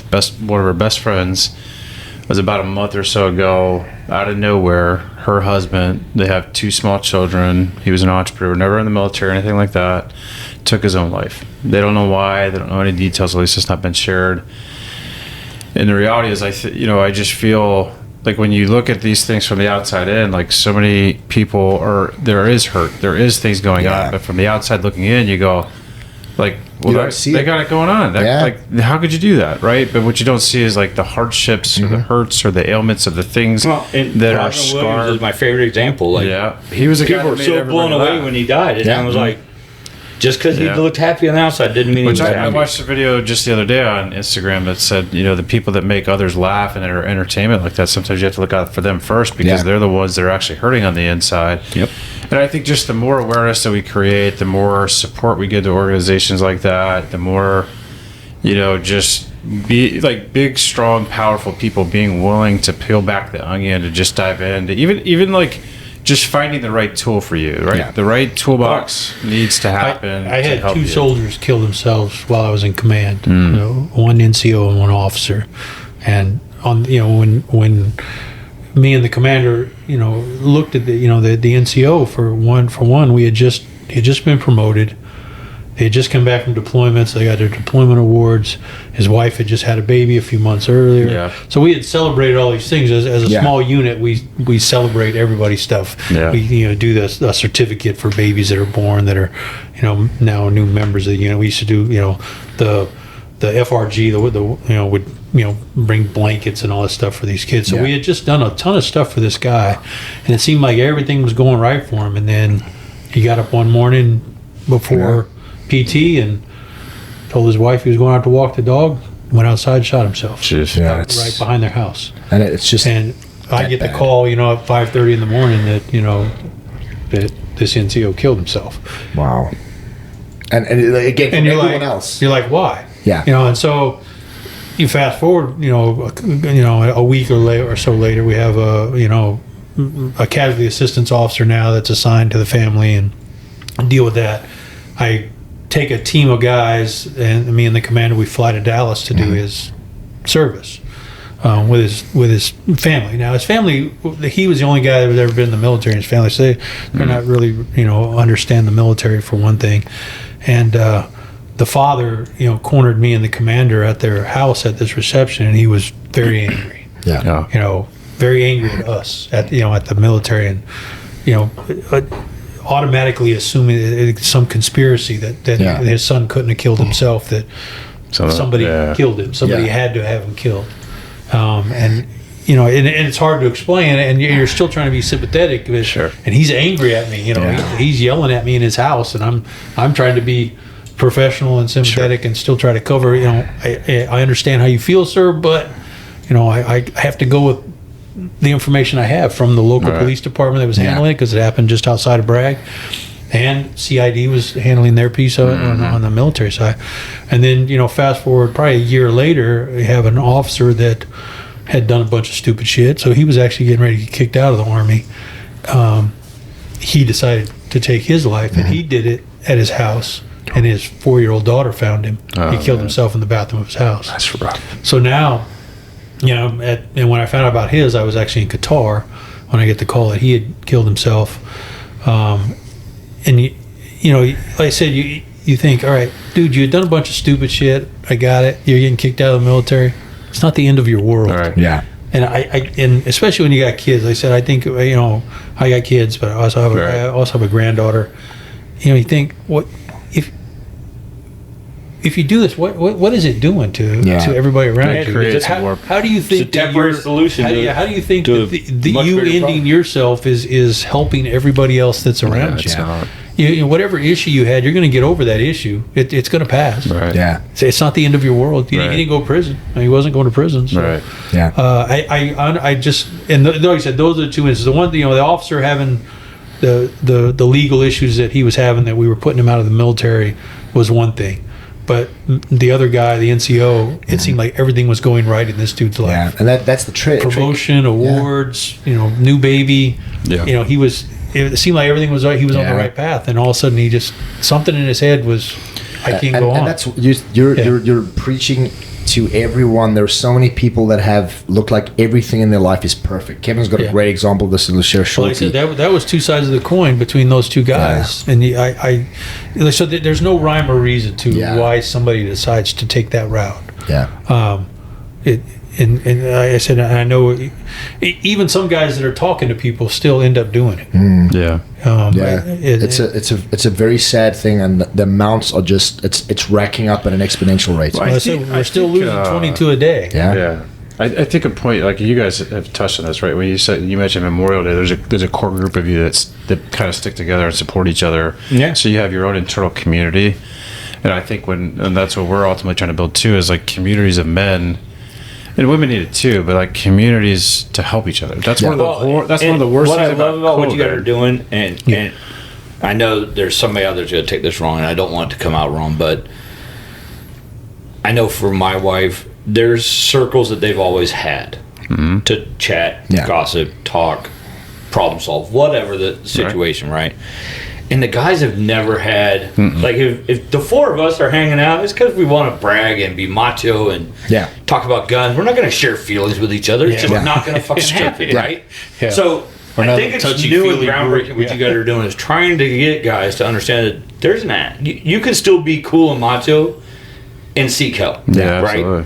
That's the trick that we all struggle with. So we carry a philosophy of, and you guys have, I'm sure, heard of this, but like, in my mind, my mindset is what I'm building now is the warrior in the garden. And in our group this morning, one of the conversations we talked about, like, and I do a lot of motivational stuff. Like, I love to listen to motivational things.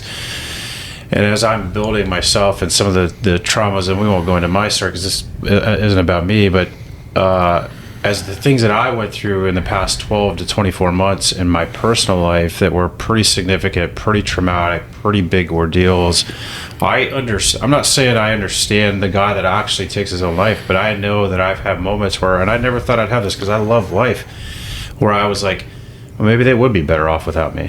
Yep. Yeah. And you briefly have those thoughts, but you don't do anything about it. You realize, well, wait a second, that's not you. That's not who you are. It's that step to the darkness, it's right? It's that step into the darkness. And it's that momentary time for me when I realized it's like, no, and that's part of why this warrior's on my arm. I am a warrior. I am a fighter. I'm a warrior in the garden. I do want to be the guy that I've been through all the things that I've been through because I'm the guy for my family. I'm the legacy maker for my family. I'm the chain breaker for my family so that they don't have to go through what I went through. Yeah. And I feel like that's what we're ultimately trying to create with these guys. We want men to realize, like, look, dude, we've been through some shit. Our generation has been through some fighting. We've been through some real stuff, like some hard things. We've seen so much challenge with technology and the world that we live in, with COVID, you name all the politics, whatever things you want to throw in there. But it's okay to be a man. It's okay to be a tough, proud, strong man. But let's dive into some things and try to save our children from some of the heartaches that we've gone through. Let's not create the next generation. Yeah. And that point that's Kevin making is everybody. I can't think of any man that hasn't been on that edge, even if it's for a split second. And put yourself in the shoes of the guy that did do it. He was there for a split second too long. That's all it is. It's there for a split second too long. We're all it was that moment of weakness, and the reality is the technique they use has a huge impact on that, right? To decide to do it with a freaking extension cord takes a little bit longer than a gunshot, right? Yeah. So that guy that did it with a gunshot, he only needed 1 second to make that decision. It was over. That's right. And trying to prevent that, we have a very close friend that had some stuff going on in his family, and thank God he called us. Yeah. And we executed like it was a goddamn emergency. Beautiful. I broke about 17 laws on the way to his house to get there to stop it, and we were 100% successful, and everything's fine. Yeah. But he made the call, right? Yeah. Which was the biggest thing, 100%. Right? That made the difference. He made the call, and I call screaming at my wife, "Get your ass on the road!" We had to go. We got to solve the problem right now. And thankfully, they had that circle, but it was that trust thing. It comes back to that people, and this is what I would hope that all people that want to prevent these things from happening would try to understand is like, you got to build a rapport. Just no different than us talking to villagers. You got to build that rapport and gain that trust. Because I will tell you from me, and I know him well enough, if I don't trust you, I ain't telling you shit. Yeah. Period. Yeah. We're not going to talk about it. We're not even going to associate. In fact, I probably would hit you in my truck if I saw you, right? Like, we're not those guys that are going to just open up to anyone. Yeah, I've been with my wife off and on, but married 29 years. I've been with her for 35 years. And I still struggle with talking to her. And nobody knows me better than that woman. Nobody on the planet, right? And I still struggle with sometimes finding the words to, like, I don't want to sound weak. I am the man of my house. I am not going to look like a weakling. And I will talk to her sometimes when I'm ready. And she'll beat me up. If she was here right now, she'd call me a liar because I don't talk enough. But I'm not going to talk enough. I'm going to talk enough for me, right? This is a side tangent to that, but like what I've really dove into that world, right, of like how we should be husbands and fathers and leading our families. And what I'll say is, I think the importance of a brotherhood is that our women aren't capable of receiving our mess. And we have to do a good job of keeping our mess with our brothers, not our women, because in the end, they're not capable of receiving that. And so they need us to lead them. They need us to be stable. They need us to be strong. They need us to be that presence of, I got it together. And we're not always like that, especially when we've been through a crazy amount of things, right? It's not about not sharing. It's about sharing a specific way and having that outlet to be able to speak to your brothers, let them know where you are, have that support, and then go home, and now I can have a conversation. Yeah, for sure. Years ago, me and my wife were going at it, and she yelled and said, "You care more about your men than you do about me." That's a hard one to answer truthfully. And I paused just like that, and I said, "Well, you're right. I do, because it's a difference. There's a difference when you serve with these guys. You're with them more than you're with your family. That bond is different. And like I said, I did a lot of deployments, small teams. So every guy, every guy's wife, their kids. But the bond is entirely different. So trust me, when I was in command, and I was in command for a long time, unfortunately, and you were given a BlackBerry, that you had to have with you all the time. When I finally came out of command and gave that BlackBerry up, my wife was so freaking happy.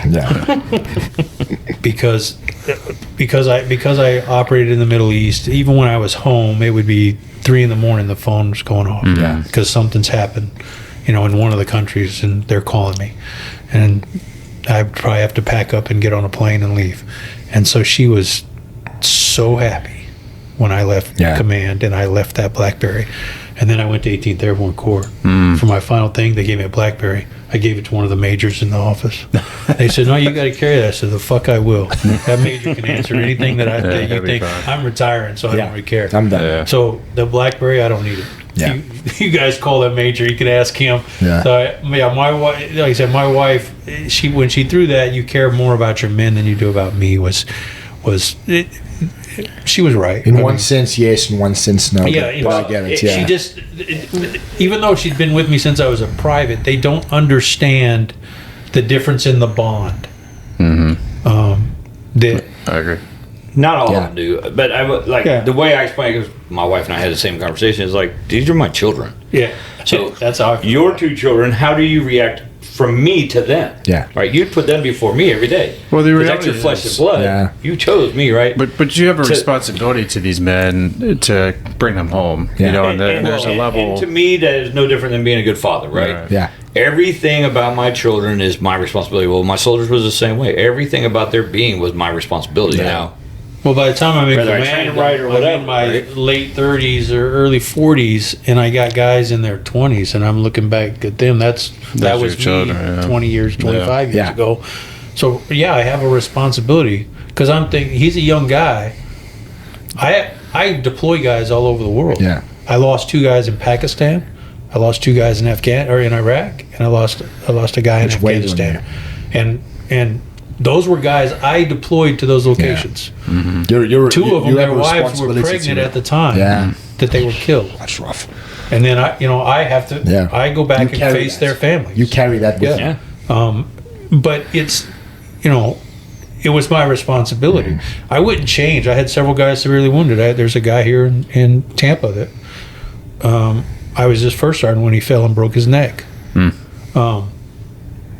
And I know his wife really well. I know his kids. In fact, his son just graduated high school. His son was born during that rotation. Wow. So they said, we're old, dude. Yeah.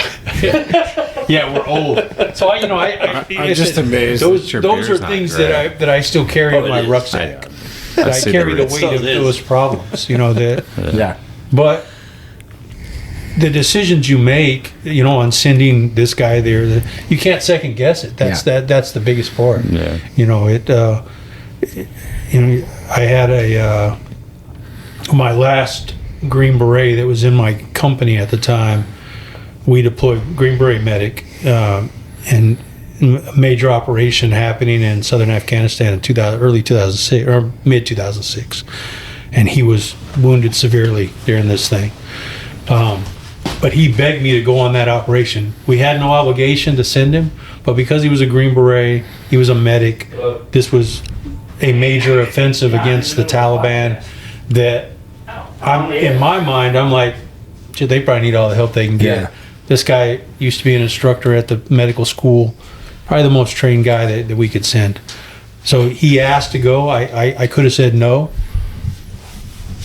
but in my mind, I'm like, this guy's trained to do it. Why would I say no? Exactly. If it were me, if I was in his shoes, I'd want to do it too. Yeah. So I sent him, and ultimately he got wounded pretty severely. They thought he was going to die. They pulled a piece of shrapnel out of him that was the size of a bar of soap, but it tore his internal, up pretty bad. Yeah. His leg was busted up. He was burned pretty badly from the explosion, but he survived. Yeah. He's a great dude. He lives up north, writes books. He's always on different shows. But he was my last Green Beret that was in my unit. And, I remember flying to Afghanistan with him and our long talk, because I had just taken over in that company as a first sergeant, so we hadn't met previously. Our long discussion on that flight over really was that bond, because I said, I didn't know this guy previous. Yeah, I know he's a Green Beret. I knew he's an 18 Delta. On our discussion, our 18-hour flight or whatever to Afghanistan, I learned a lot about him. And so when he came to me literally probably 10 days after our arrival and said, hey, this operation's going to happen, I want to go on it. What's your thoughts? I was like, all right, I'll go tell the commander you're going. And he was literally the only guy from us that went on that offensive. And I said, unfortunately, he was wounded. I had to answer for sending, but I could justify it. I never had an issue justifying why I sent somebody somewhere. But like I said, I have to take on what the consequences of doing that was, because him being wounded, now I've lost a team medic that has to go to another fire base after that operation was over. So how do I replace that? Every team requires a medic. So I said, do I regret it? No, because I can't second guess, and I'm never going to question somebody's qualifications to do an operation. We're all there deployed together. But the consequences of each one. There are consequences of everything. And so in, like I said, his particular case, my other guy that broke his neck, we spent 13 months in Afghanistan. He breaks his neck literally a week before we're ready to go home. Wow. In a freak accident. Wow. So like I said, there was consequences to everything. And these were things, through my command time that I look back on now, and I can second guess myself. Hindsight's 20/20. Can't change it. Yeah. It's true. It is what it is. Well, I want to tie us up. I want to respect everybody's time. Thank you guys for being here. Yeah. So we really enjoyed this. 3 days. Yeah, this is. If you guys are okay with it, we'd love to have you back. Yeah. Let's just open with. So, how did you guys buy a gun store? Yeah. We'll start that song. I definitely. Yeah, we need need to to get there. Yeah. We need to get to that. But we need to get to that. Honestly, as I don't talk about my career a lot, and maybe I should write it all down. But like I said, we Yeah, we hadn't even got it. Well, and me and Chris hadn't even talked about, we're doing this. We did the hyperbaric chamber thing. Yeah. I was one of the first guys that did it. First 10 that finished it. And it I can tell you, it's for TBI. And it did bring back memories. I slept harder and brought back memories probably that I didn't want to remember. Yeah. But my problem is, for my TBI, is some of my dates and times and locations are so jarred up in my head now, and I still have very vivid dreams at time if I can get to the dream stage, which the chamber allowed me to do that. Okay. So I don't know if it's not yet. I don't know that Chris is still midway through his, I think, but USF's doing a great job, I think, with that program, helping veterans out with that have the TBI to see if it. So and apparently, it in a helps. dream, you got to be in your REM sleep for over an hour. Yeah. Well, last night I got 53 minutes, so Yeah. not quite Just there a bit yet. short. They give us a nice Oura ring so we could track our stuff. Nice. But unfortunately, I think mine's wearing off because now I'm back to not sleeping again. Because I was just so used to that. That's my norm. Yeah. A couple hours a night is here, and then I'm up for a few hours, and I go back to sleep for a couple hours. How long is the study still going to go? So it's 40 dives in But it goes on for the next 12 couple of years. Okay. Yeah. and basically they want you to knock out all 40 in that 12-week period. 12 weeks would have put me into the end of September, and I have vacation planned in September, so I go daily. I have 11 dives left as of today. So when we bring you guys on again, let us know how that went, what the results were, Yeah. your experience on that, because hyperbaric chambers are not just for mental health, but every aspect is. Well, I can oxygen tell you, is amazing. It helped a lot of my. So I found out when I was retiring I'm type 2 diabetic. They said I probably had it for a couple years before I ever knew it. Yeah. And they found out when they did my retirement physical. It helped my numbers drop drastically. Wow. And I lost 13 pounds. I feel great. Just from getting more oxygen. It's amazing. Well, just today's dive, I lost 30 points on blood sugar. Wow. yeah. In an hour. Yeah, and you're in there laying for an hour, and Breathing in then more air. so the thing you don't know when you're in it is you don't know if you're getting the placebo or the actual one. Oh, yeah. Come so to find that's out, true. I was getting the placebo, which is really like 20%. Just the mental effect just made a difference. Well, I actually get to go back and do the 40 dives of the real dive because I was the placebo. Yeah. Wow. But you don't know, you don't find out till you're Until done. afterwards. Yeah, I won't That's find out They till give you it's an all envelope over. at So. the end. Like you're on Well- the Johnny Carson show and you get the envelope at the end. To close off, so for everyone listening, we're going to definitely send me all the details for the for the suicide prevention, anything they were doing October 4th. Send me all the details. I'll put it at the bottom of the podcast.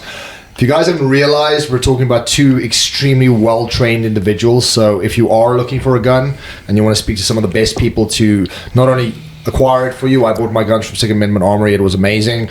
Process is good. Training is great. I can't wait to do my training. Go have a look at them. We're going to put all the details on the website. If you're not local to the Tampa area or to the Brandon area, just check them online. They can help you anywhere. www.2ndamendmentarmory.com. Nice. There it is. And we're going to have these guys on again, speak about business. And I think we're going to hit the range with them as well. Yeah, that'd be fun. Yeah. Yeah, let's do it. Well, Thank that's you what we guys. talked about. We got to schedule that We for should sure. get that done. That'll be a lot of fun. That'll Yeah. be a lot of fun. Yeah, I would Perfect. enjoy that. Thank you for coming on, That's guys. Tommy gun. Thank you guys. Make some noise, man.